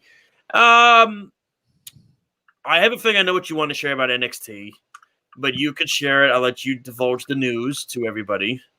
So if anybody is not watching NXT right now or has not been on social, then I'm going to break the news to you. So it looks like Fabian Eichner and Marcel Bartel have turned on Alex Wolf. They attacked him right after the match with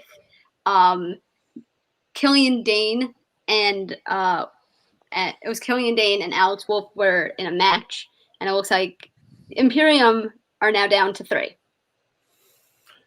You know, it's interesting because I always think of this. I always thought that Timothy Thatcher was eventually going to find his way back to working with Imperium because he had a little, you know, he worked with them on the indie scene for a couple of years. He's very close with Walter.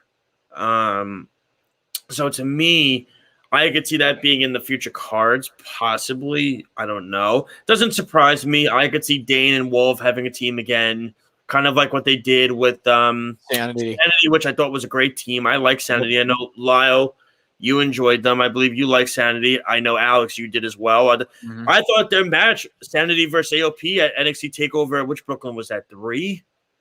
I think it was that one. I believe it was at 3 where we saw the debut of Red Dragon at that after the match was over. Yes, we did. And But then I Cole came thought out. that was a really good under the radar match. It was a really good match between those two, especially when Killian Dane came out. Eric Young came into the match. And it's a shame that they dropped the ball with Sanity because they had a lot of good momentum going into from NXT to the main roster. And of course, what is the main roster? Well, that's pretty much the standard of NXT. If they don't understand the character, then they just don't get anything on the main roster. That's how it generally works. It's a very unfortunate situation. It's ridiculous. So, what are your guys' thoughts on the Alex? I'll start with you first. What are your thoughts on hearing the news about Wolf being turned on by Imperium? Well, I kind of had a feeling it was going to happen, that Killian Dane was going to align himself with Imperium, because I kind of got a little sneak peek of it last week where what was it, Rockstar Spud or whatever and Killian Dane were. I I don't haven't know. heard that name in a long time. Yeah, I don't think they're still a team, are they, Jillian? No, they are. Yeah, they are. They're still a team. So it's just surprising. It wasn't really surprising to me because I kind of saw it coming. I knew it was going to happen eventually, that we were going to see this new alignment come together. But I didn't think Alexander Wolf was going to get knocked out of Imperium. What are your thoughts, Lyle? He looked like the leader. He looked like the leader to me for a little while with Marcel Barthel and Fabian Eichner. I've always been a big fan of Imperium. I think they had a potential to be an extremely good faction, and I don't think they were ever utilized properly. And I'm going to blame that mainly on the pandemic, because Walter was not over here. I think if we didn't have the pandemic, I think Imperium could have become a major stable in NXT. Unfortunately, we're not going to get that, and it's very disappointing. But I wish we could have gotten what they actually were, and I really like your idea of Thatcher joining them. I think that would be great. But yeah, I wish Imperium did not.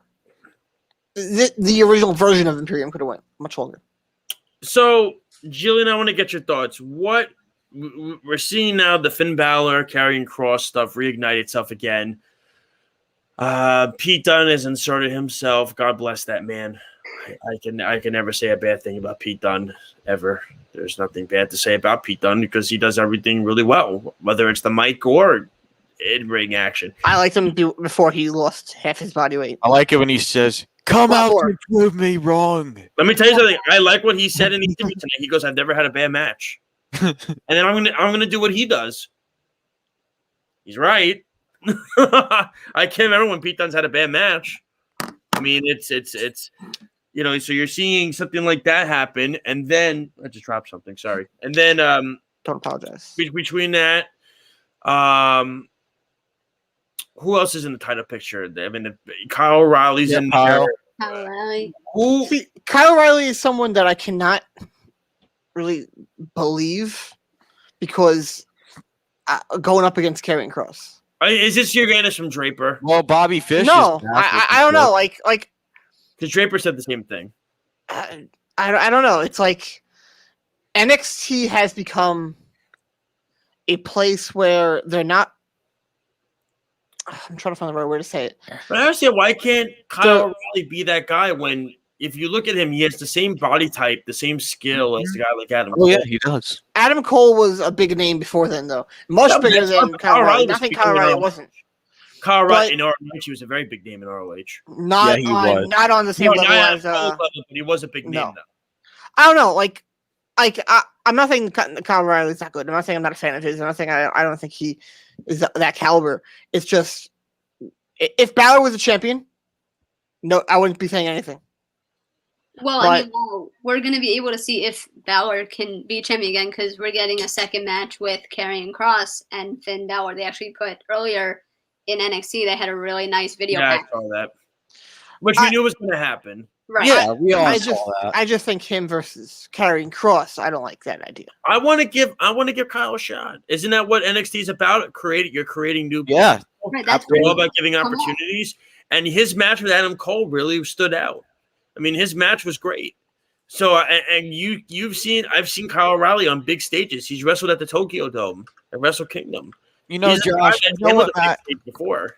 I gotta say, Kyle O'Reilly so far in NXT has really impressed me. I mean, you go back to the match with him and Adam Cole. This match was 5 stars. This match, they took it to the limit. They threw everything they had at each other, and they put all of their energy into this match. And this is a match that's not going to be forgotten. It's in the history books. Yeah, right. I want to give Kyle a shot. He had a great match with Adam Cole. He did. Really did. He did. He's wrestled at Wrestle Kingdom, so he knows how to compete on a big stage. He is somebody that I want to give the opportunity to. They always say NXT, Triple H always says it's the land of opportunity, right? NXT is the land of opportunity. It's all about creating and replenishing and getting new guys in. Well, okay, so I've seen Adam Cole as champion. I've seen Finn Balor as champion. I've seen Karrion Kross as champion. Why not somebody new? I think it's too soon for Kross to lose the belt. No, I'm not saying lose the belt. I'm not saying lose the belt, but why not give him an opportunity? Give him an opportunity to showcase. Give him a shot, yeah. What's the word? It can't hurt. Like I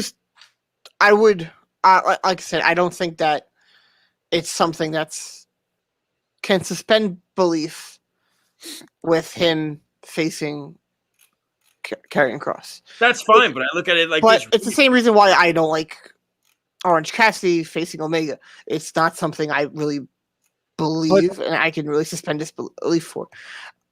It's very different. Kyle O'Reilly is a much. I know. I'm putting that on the same scale. Yeah, no, they're not even close in talent. Kyle O'Reilly is a much better talent than Orange Cassidy is. I want to be honest with you guys. I think they're pretty similar. No, they're not even close. Are you serious? Kyle O'Reilly's a way better talent. But go ahead, Alex. The next pay-per-view for NXT is NXT TakeOver in your house. Love it. I think what they're going to do is for the NXT Championship, I think they should do a fatal 4-way with Kyle O'Reilly, Pete Dunne, Karrion Kross, and Finn Balor. That way, everybody's involved in the matchup. We get time to see the storyline build from now until NXT TakeOver, and it would be special. It would be awesome, and it would make sense because you're giving everybody an opportunity. You're giving everybody a chance to grab that belt and really take off of it, you know? I like it. I think that idea is a really good idea because what you're doing is you're giving all the guys their opportunity at one time.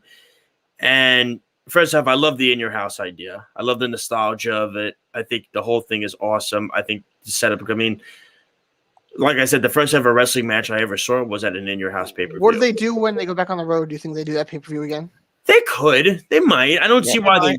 I mean, I don't know if they'll do like the titles of the pay-per-view. They might just do like NXT Takeover and whatever state they're in or city they're in.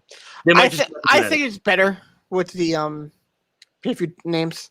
I'm not a fan of them doing it with the with just Takeover.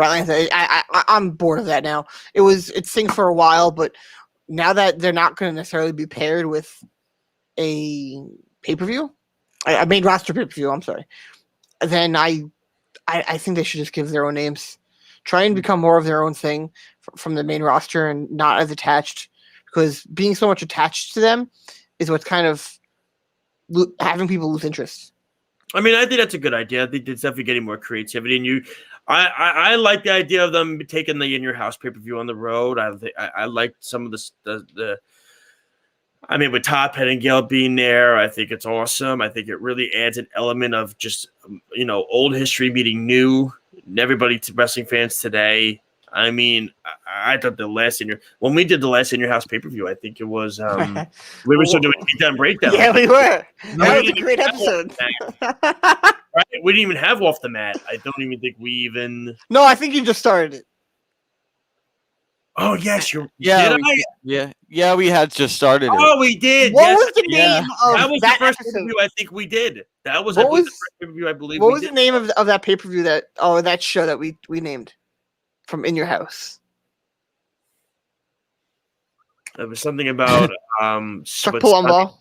I gotta get everybody's thoughts on this, because last week we saw a new stable form, Hit Row, which is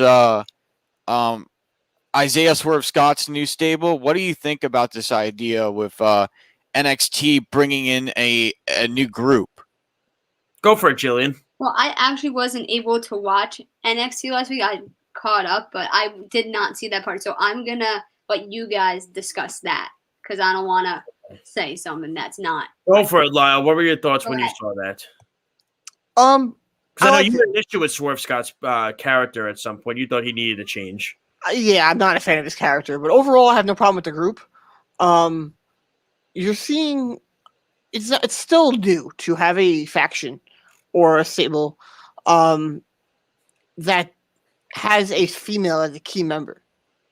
So I really like that because it sets them apart. Like, you have the Pinnacle; they don't have a female. You had the Inner Circle; they don't have a female.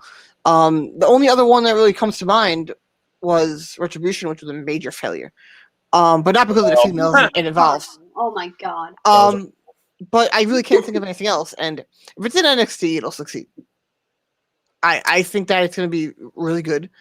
I'm excited. I think it's different too. Yeah, it's very different. Yep.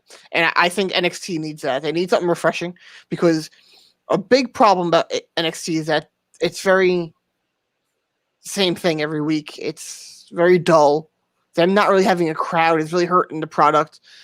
I agree. I think NXT needs to get back on the road too. Well, I don't think they're going to be on the road. They're just going to open up and let fans in. I don't know what is going on with their contract that they had with Full Sail. I know originally it was supposed to end in March. I don't know if it's going to be extended because of the pandemic. But I'm very interested in what NXT does once they finally start opening. I think they should travel too, but I don't think they will. Well, Jillian, we want to get your thoughts. We have a few minutes left before we got to go to break and we get to our next stuff. We want to get your thoughts on AEW. I know that's a big part of why you're here as well. We talked a little bit about Miro and Darby Allin a little bit. What were your thoughts when you saw that Miro won the TNT Championship? And Lyle brought up a good one, saying that it's probably going to be Lance Archer as the next competitor. I would think at Double or Nothing, it's probably going to happen. Right. I was listening earlier when you guys were discussing Miro now being champion and him versus Lance Archer. I happen to agree with Lyle.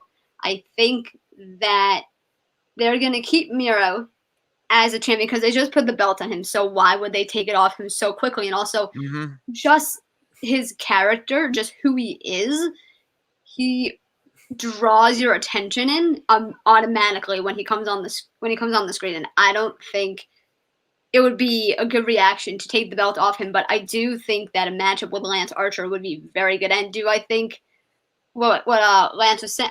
What Lyle was saying? Oh my God, I have had a long day, guys. Sorry. With what Lyle was saying, that is Jake the Snake gonna turn on Lance or vice versa? I think that is destined to happen at some point. Is just as when is that point? And also one thing you guys didn't mention is the breakup of USC. SCU, yeah. SCU. Why is it USC? SCU. So I'm wondering, what are Frankie Kazarian and Christopher Daniels gonna do? I think they're gonna face off at Double or Nothing. What happened? I think they're gonna face off at Double or Nothing. That's what I think too. And You then know what? Daniels is gonna retire. That's why they didn't give him a big moment. But at the end of that, but also people are speculating, and I think it's correct. Well, you could see how Frankie was looking at Daniels, right? Yeah, like, it was he didn't kind even of like, bother to check on him. Are you okay? And he just stared at him, and I was like, that seems a little weird. But the announcer recognizing it. Chris Daniels, he bled a lot of an extremely amount. Yes. So one thing people are thinking is that they cut to the back as an audible because they were he was bleeding too much, and they had to go in and Doc Sampson had to go in and patch it up, and that's why they cut away, which I think is very plausible because this company they get targeted by the WWE fanboy who wants to pick apart every little tiny thing they do in order to try and discredit them in some way. And ideally, do you want to have them have a big send-off for SCU? But I think that's going to happen at Double or Nothing. Mm-hmm. And I'm looking forward to that match. I think it'll be a very good, emotional match. What do you think, Alex? I agree with Lyle. I think that it will be an emotional match between Frankie Kazarian and Christopher Daniels. I think it'll be probably both of their last matches that they do. Maybe not Kazarian, but I mean Christopher Daniels will be done because he's basically done it all. He's done everything as a tag team, as a singles competitor, and with Frankie Kazarian, I think they're gonna put him in feuds with people like Matt Sydal, Christian Cage, Taz, the Dark Order. I think they're gonna keep Christopher Daniels around. I mean, Frankie Kazarian around. I want to get Jillian's opinion on this. So, as we all know, Kip Sabian had surgery. He's out. Right. Last time we saw him, he got attacked by Miro. What do you think they do with Kip when he gets back? Ooh, what do I think?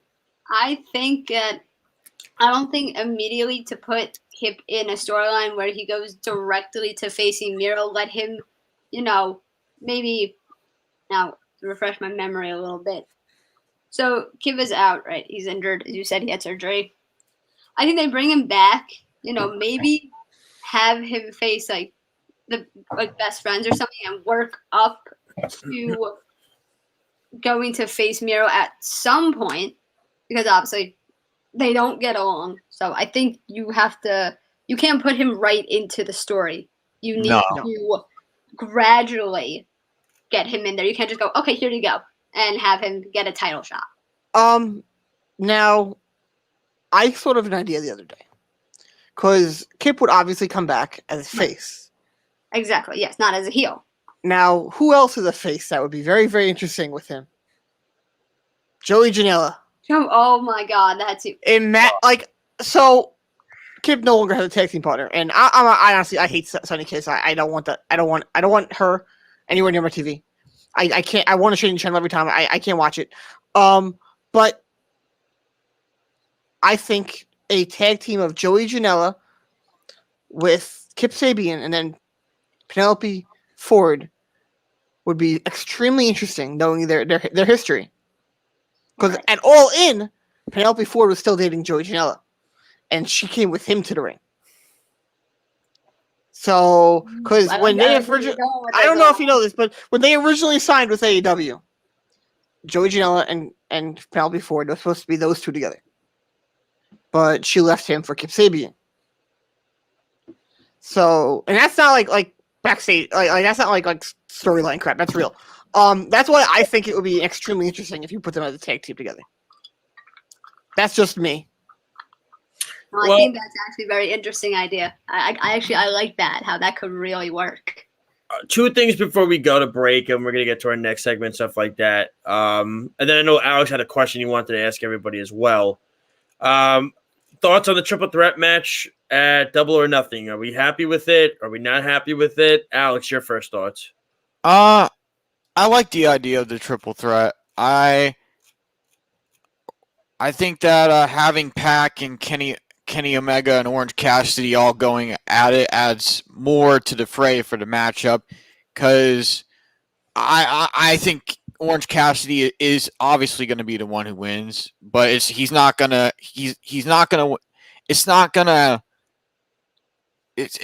all has to happen a certain way. What I'm saying is Orange Cassidy is not going to have control in the matchup right away. It's going to be Pac and Kenny Omega to start off the match, and then Orange Cassidy is gradually going to make his way in. But I think this is going to be a 5-star matchup. I think this is a match that's going to be the highlight of Double or Nothing. I'm going to start off by saying this.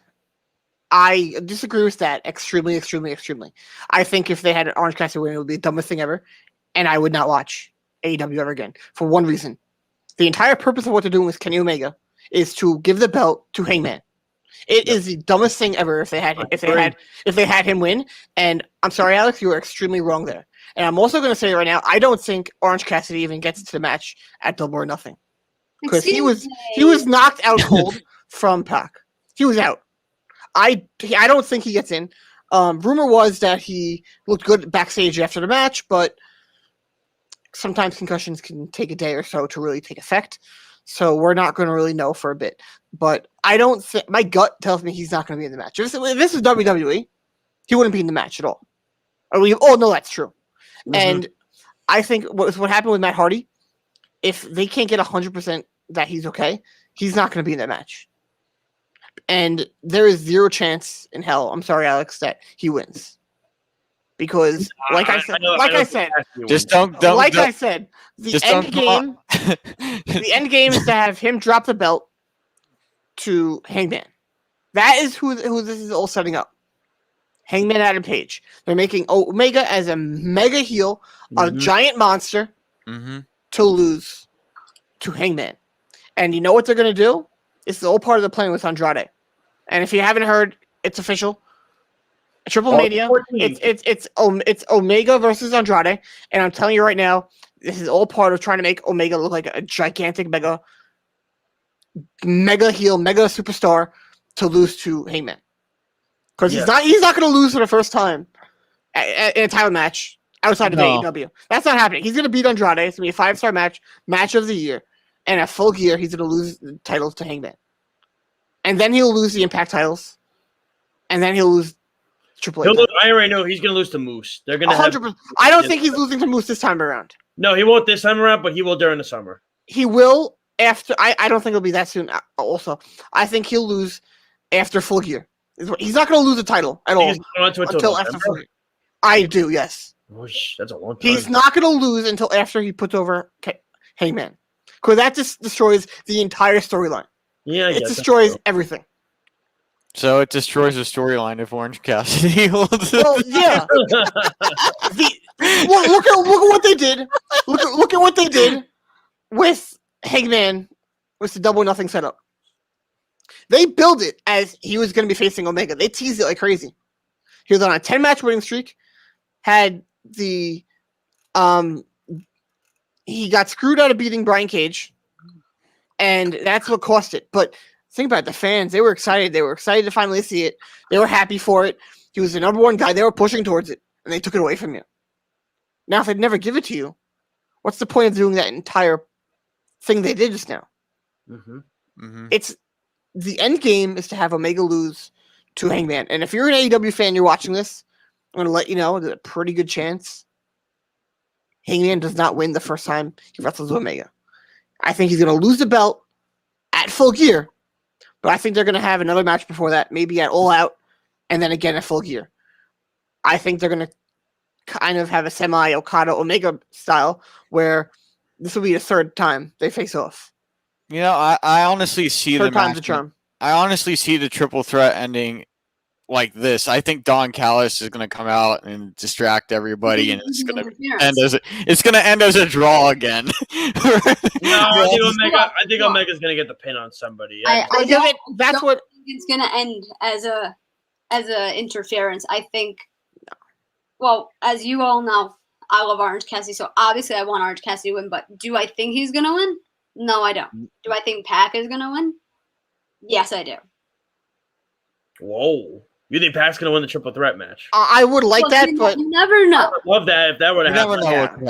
It's Pac could win, but you know it's going to be. I don't. Orange Cassidy, it's all gonna. Omega. Orange Cassidy's in the match in order to take the pinfall. That's why he's there. Omega's winning the match. Well, actually, I could be wrong. I think it could be Pac who's in the match to take the pinfall because, and I sent a screenshot of this to them. Orange Cassidy with his match with Pac on AEW's official YouTube page. They have like a clip of it. It's like a 3-minute video and it's highlights of the match, and it has 16 million views. Orange Cassidy is the guy who can connect them to casual fans because he has that level of popularity. He has that publicity. Yeah. Yes, Yeah. he is that over. He has that connection. He can do it, and I believe that's why he's in the match, to get the pop, to get the reaction. And you know, I did originally just say that I think he would be the one to get the pinfall, but you know, Pac hasn't really been built as being a main event guy in AEW, and it's a shame. So I think it could be him who gets the pinfall, and Orange Cassidy is still super over. He's still protected. Unless the Good Brothers or Don gets involved and causes a distraction where everybody just gets blindsided. I don't know. I don't think Alex is trying to find swerves where I don't think that's something they are going to do in their main pay-per-view. Kenny's walking out with Kenny Omega as. But now, who's winning the tag team match? I'm gonna, you know. You mean the tag? You mean with the Young Bucks and Kingston and Moxley. I'm gonna throw you for a loop right now. And it's really gonna make me flip. I don't think this actually happens. What? But what if Moxley and Kingston on Wednesday cost the Bucks the belts, and the Varsity Blondes are tag team champions? Oh, would you? And then you have Bucks. Moxley. That was funny. Come on, Lyle. It would surprise the hell out of everybody. Josh is like, "Are you on drugs?" I probably am. Josh is just like, I'm done with this right now. Please stop. Once you say Varsity Blondes winning, I said done. That's it. I'm not even listening anymore. I mean, yeah, that's like Vince Russo WCW booking, man. I mean, that's like Brian Pillman has a lot of media attention right now. I love Brian Pillman Jr. I do too. I love Brian Pillman. Yeah, he has a lot of media right now. Here's the thing: his father. I've told Lyle this. His father, to me, was one of my favorite wrestlers growing up. Lyle, I've told you this, correct? I have told you he was one of the guys. If not for, obviously it didn't happen. You know, like when I watched the Dark Side of the Ring episode of Brian Pillman, by the way, I want to know this. Alex, did you ever watch that promo I told you to watch? After you said, "Oh, I'm going to do it," Did you do it? No. Nope. Good job, Alex. So Lyle, hold on. Get out of here right now, Lyle. You know about the famous ECW promo that he made, right, Brian Pillman? I do not know. You never probably do. If you talk about it, I probably will remember. It's one of the greatest promos of all time. You morons never watched that promo. I probably didn't even start talking about it. I probably just don't remember which one you're talking about. You said famous ECW promo. The Like there first one aren't when millions of them. When he debuted in well, there's not many of them. I'm letting it out. He was in when his debut in ECW. You don't know that one with Joey Styles in the ring? When right after he got released by WCW, his debut. You've seen that promo?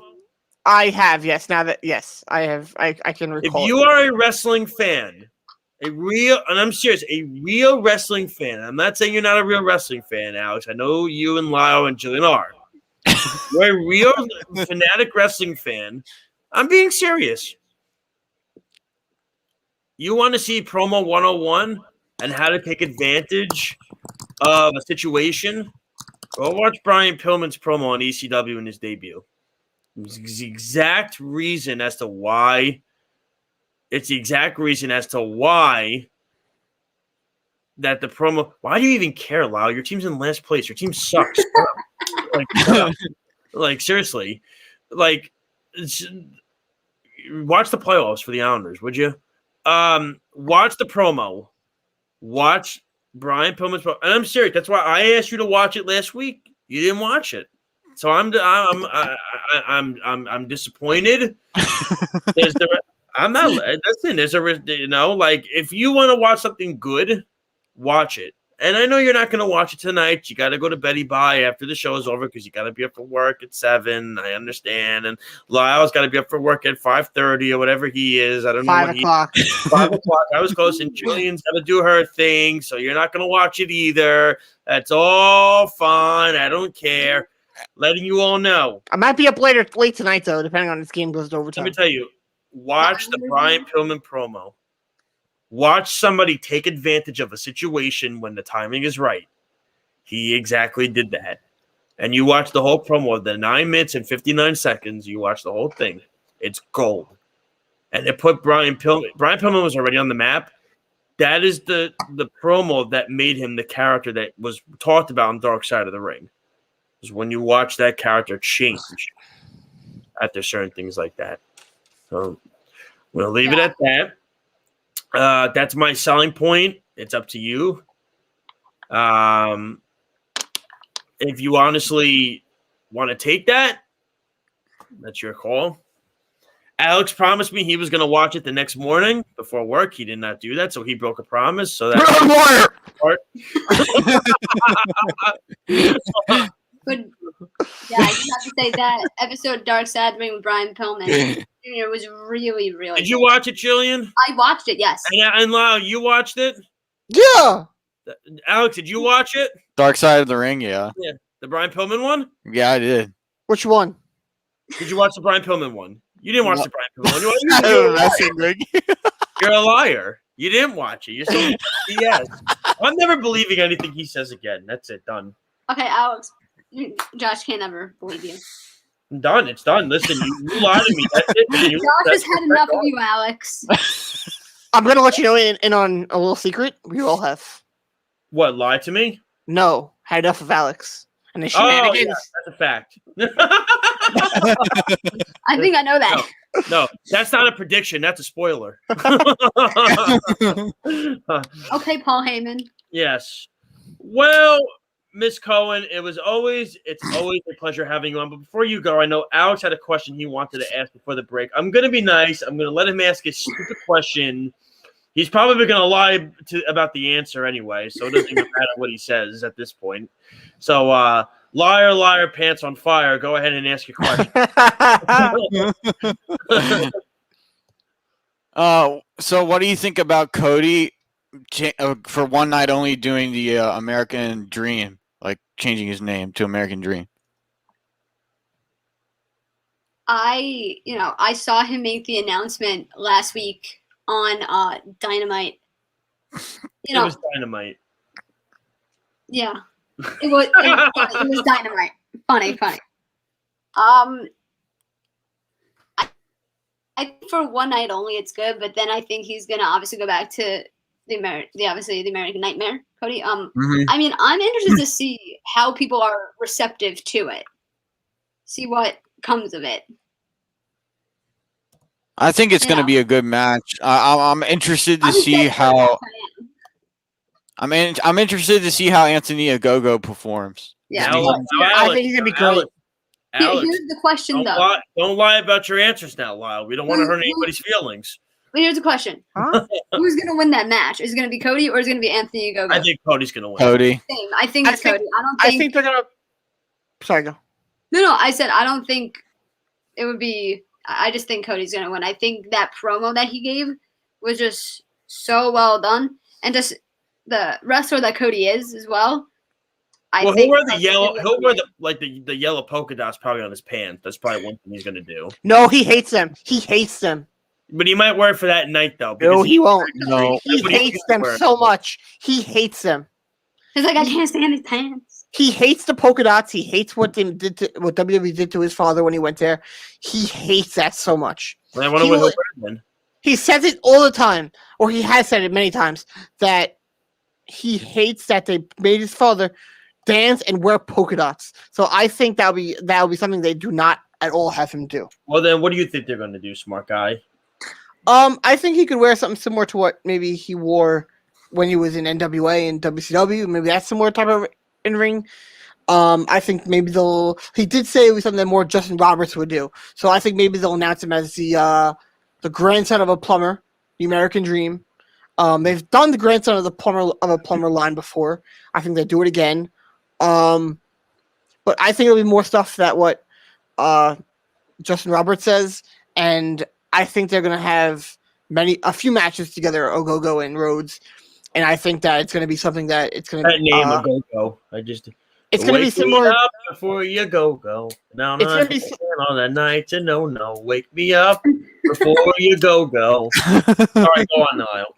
It's gonna be something similar that they do with that Cody with Darby, where the first couple times Cody won, but it was kind of close, and it was a draw the first time. Second time, Cody stole the win when Darby hit his finisher. I think it's because something like that the first couple times, and then the third time, Ogogo will win clean.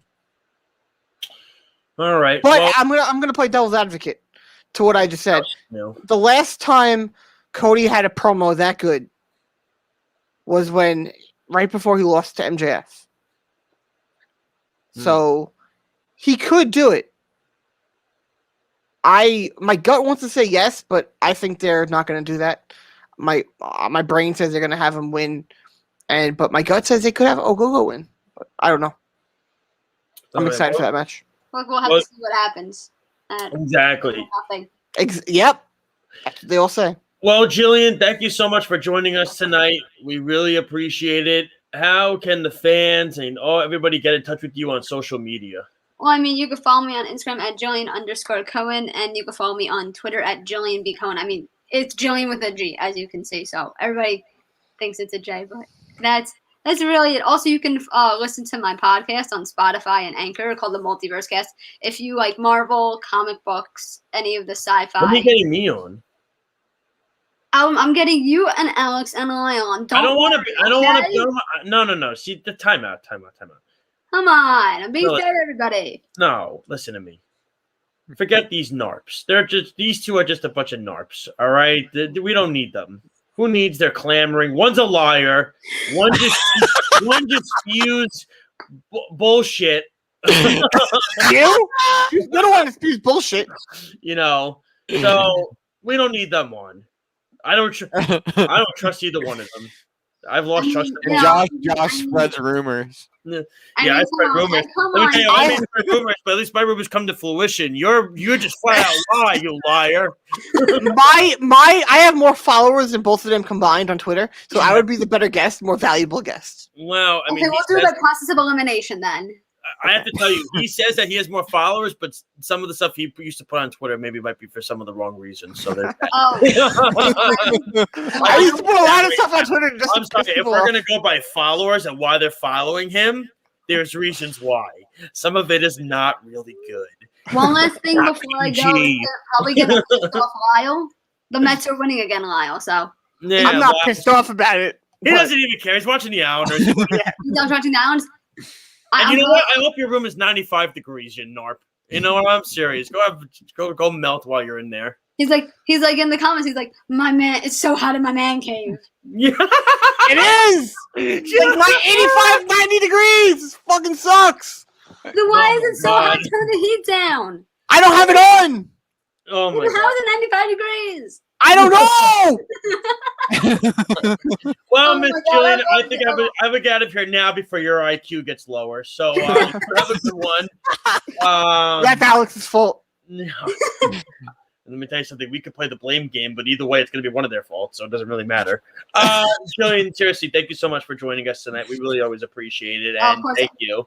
Of course, I'm always happy to come on anytime you guys want me on, or just we all want to talk a little bit wrestling. Then I'm happy to come on. It's always a pleasure. Love it. Thank you, Jillian. Appreciate it. Have a great rest of your show. Thank you, Jillian. I appreciate it. Now you're fired. Miss Jillian.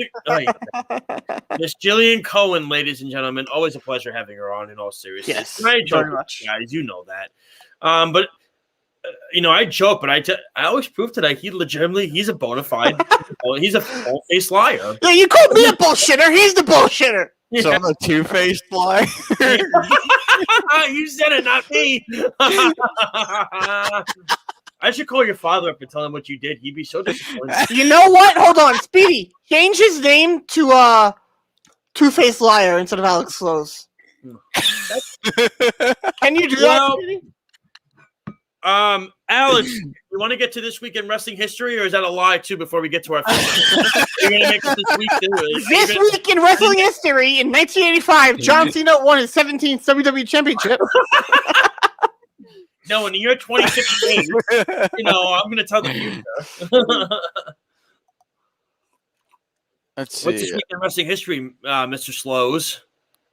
Let's see. I got one. Good, Right I'm glad I put you on the spot now. Now you're screwed. No, I got one right here. Good. Now you can go piss off.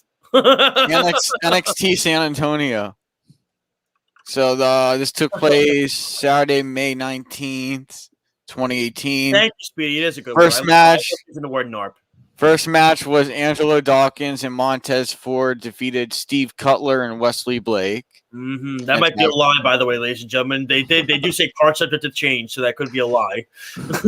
Number 2 was Dakota Kai defeated Raquel Gonzalez. That was a lie because that didn't happen. It says Rena Gonzalez. No, it's not a lie. It's right. It is a lie. You're saying it, so it's a lie. What? Number 3, Chad Lale defeated Kona Reeves. What? I don't even know. Number 4, Oni Lorcan defeated Cassius Ono. What? EC3 defeated Fabian Aichner. And What? Red Dragon, Kyle O'Reilly and Roderick Strong defeated Dash Wilder and Scott Dawson. What? 4. See, wait, hold on a second. That's a lie because Red Dragon is not Kyle O'Reilly and Roderick Strong. Tag team Bobby NXT Fish and tag Kyle team O'Reilly. titles. Number 7 was Kyrie Sane and Nikki Cross defeated Shayna Baszler and Tanara Conti. Mm-hmm. And number 8 is Ricochet defeated Killian Dane, Lars Sullivan in the Velveteen. Wait, he won in that company? Yeah, Ricochet did. Fatal 4-way.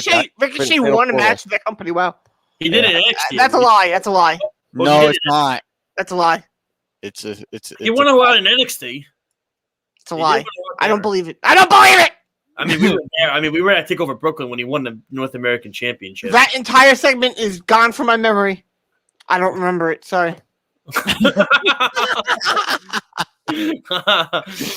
All right, gentlemen and Lyle, it is now time to get to our finishing move. So I will let ladies go first. So Alex, your finishing move. Okay. So I'm excited for Wrestle Grand Slam, the Road to Wrestle Grand Slam, and I'm hoping they resume that we actually get Okada versus Will Ospreay for the IWGP Heavyweight Championship Wrestle Grand Slam in the Tokyo Dome, because that's a match I want to see. That's a match I'm really looking forward to. Lyle, your finishing move. Okay. I told both of these two that I had a hot take that I wanted to say today. And I'm going to flat out say it. Oh boy, this is going to be underwhelming. Go on. This is definitely not a popular opinion. This is going to be a Vince Russo opinion. Go on. Nope. But I think that the AEW now has a stronger and a better women's division. Mm-hmm. Talent-wise, at the top compared to NXT. That's a bold strategy, Cod, and I hope it And pays I'm off. going to say it right now. Thunder Rosa, Britt Baker, Sheeta, you have Ty Conti. Yes. I think those 4 are better than the top 4 of NXT currently. That's again. Who is built up as good as Thunder Rosa, Ty Conti, and Britt Baker in the women's division? Thank you, Speedy. In NXT. Speedy, I won the show long ago. Didn't even have to be waiting until this moment. I won the show when the show started at 8 o'clock. Because every time I show up on this show with these two, I win the show. It doesn't even matter. No, honestly, Josh is lying. No, I agree with you. No, I agree with you. I think Sheeta, because she's been around, hasn't been around for a long time, is on the downward turn. But I think those 4 are better at the top compared to NXT. Now I think NXT has a deeper women's division. Well, I think Britt's going to win at Double or Nothing. Oh, 100%. I think she's match. Sure. But I think that she should, yeah. But I think NXT has the deeper women's division. But I think that talent-wise and the amount of superstars that AEW has made in the women's division is currently heavier than NXT. Because a lot of NXT... You know why it's better? Because you don't see Nyla Rose on TV anymore. No, you're 100% correct. That is a key reason. Also, NXT, they make stars and they leave. So they continually have to rebuild women and men. And right now, I think the women's division is kind of in that in-between. And they're rebuilding Gonzalez, or they're building Gonzalez to become something big. Io Shirai, I think, is going to end up going to the main roster. And then you're going to have... Oh, then that's it then. Exactly, because right now, Io Shirai is really the only one that's a real superstar in that women's division. I don't think Gonzalez is there yet. She will be, but I don't think she's there yet. She's going to get there. She's going to get there 100%, but she's not there yet. And that's the key, because after Io Shirai, who is really there? Toni Storm has the potential to be there. She's not there. I think that right now they're in a lull with their women's division. And it's a shame because they have the talent to be amazing, and they have a much deeper women's division than AEW. And I think the stigma that AEW has a terrible women's division needs to die. Because, I'm going to say right now, I think SmackDown is the worst women's division.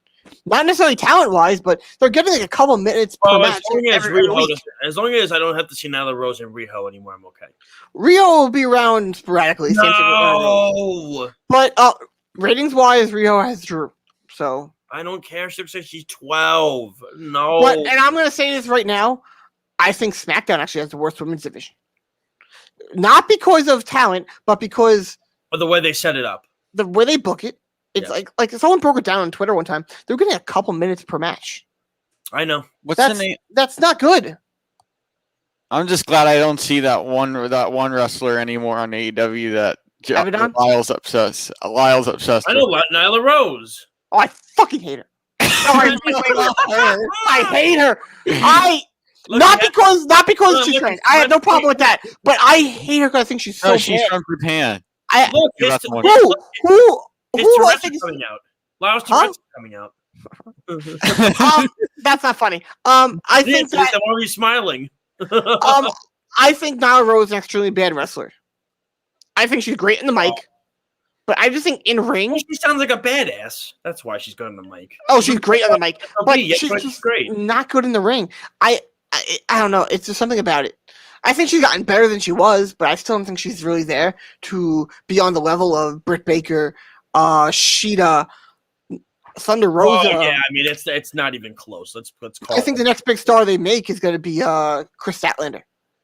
She was on the way to becoming that. But she got hurt. I remember who it is. Alien gimmick. Maki Ito. I liked Maki Ito.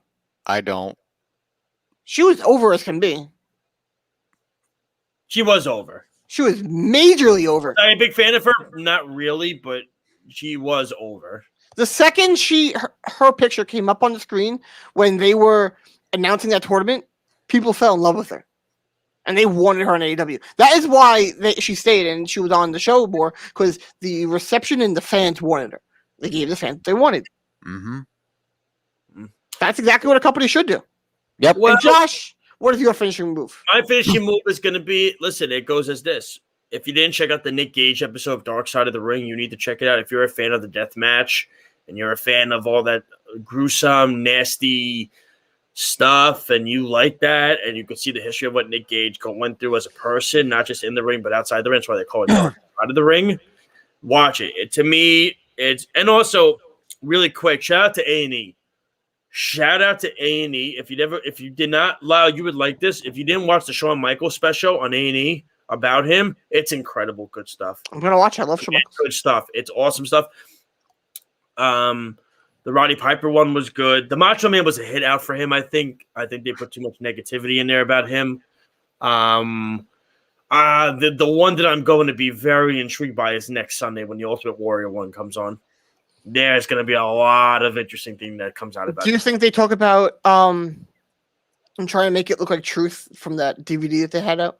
Where they hacked him? I mean, they have his wife talking in it, so I don't think it's going to be too bad. I mean, but then again, 50-50. Look what they did with Macho Man. I mean, that was his brother. Well, look at it this way.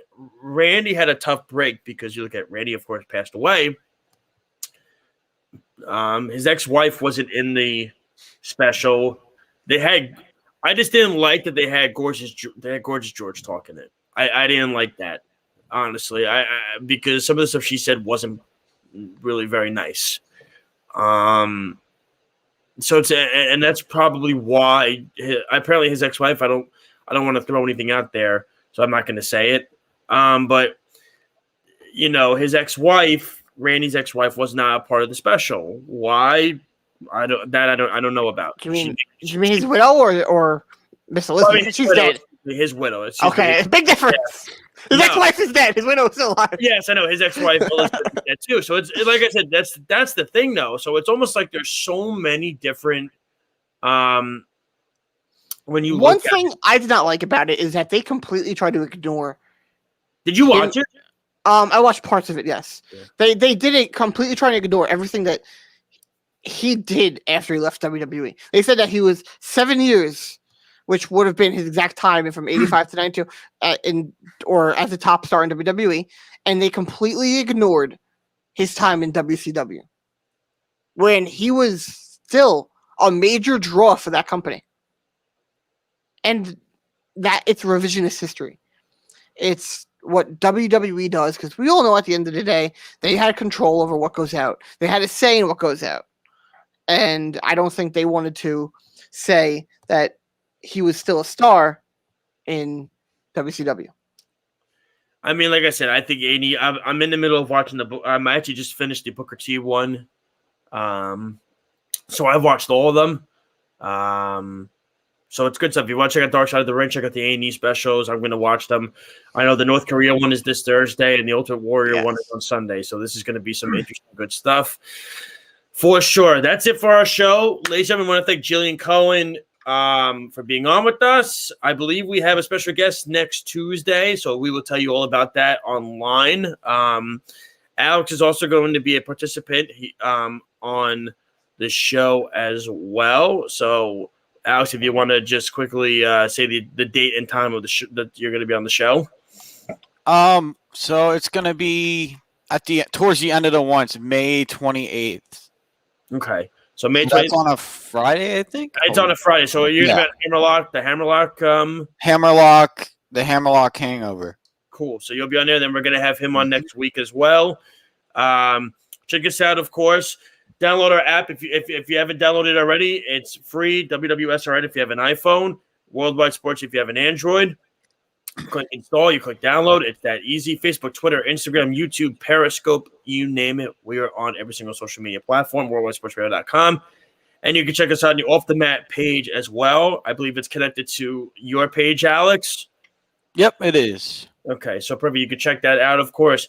For Alex Lowe's, for Lyle Gillen, for Speedy Petey, I'm Josh Silverberg. Thank you so much. Have a good night. Don't forget to check me out on Sports Loudmouths tomorrow at 9 o'clock. both Wednesday and Thursday with Speedy PD as well.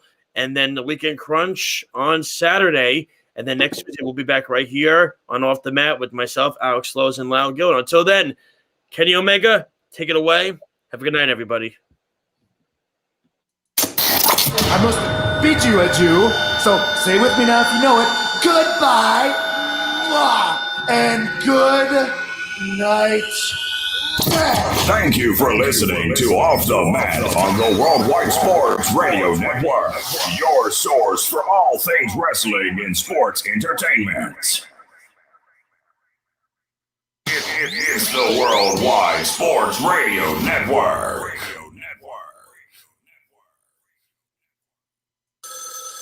Ranger Station, Ranger speaking.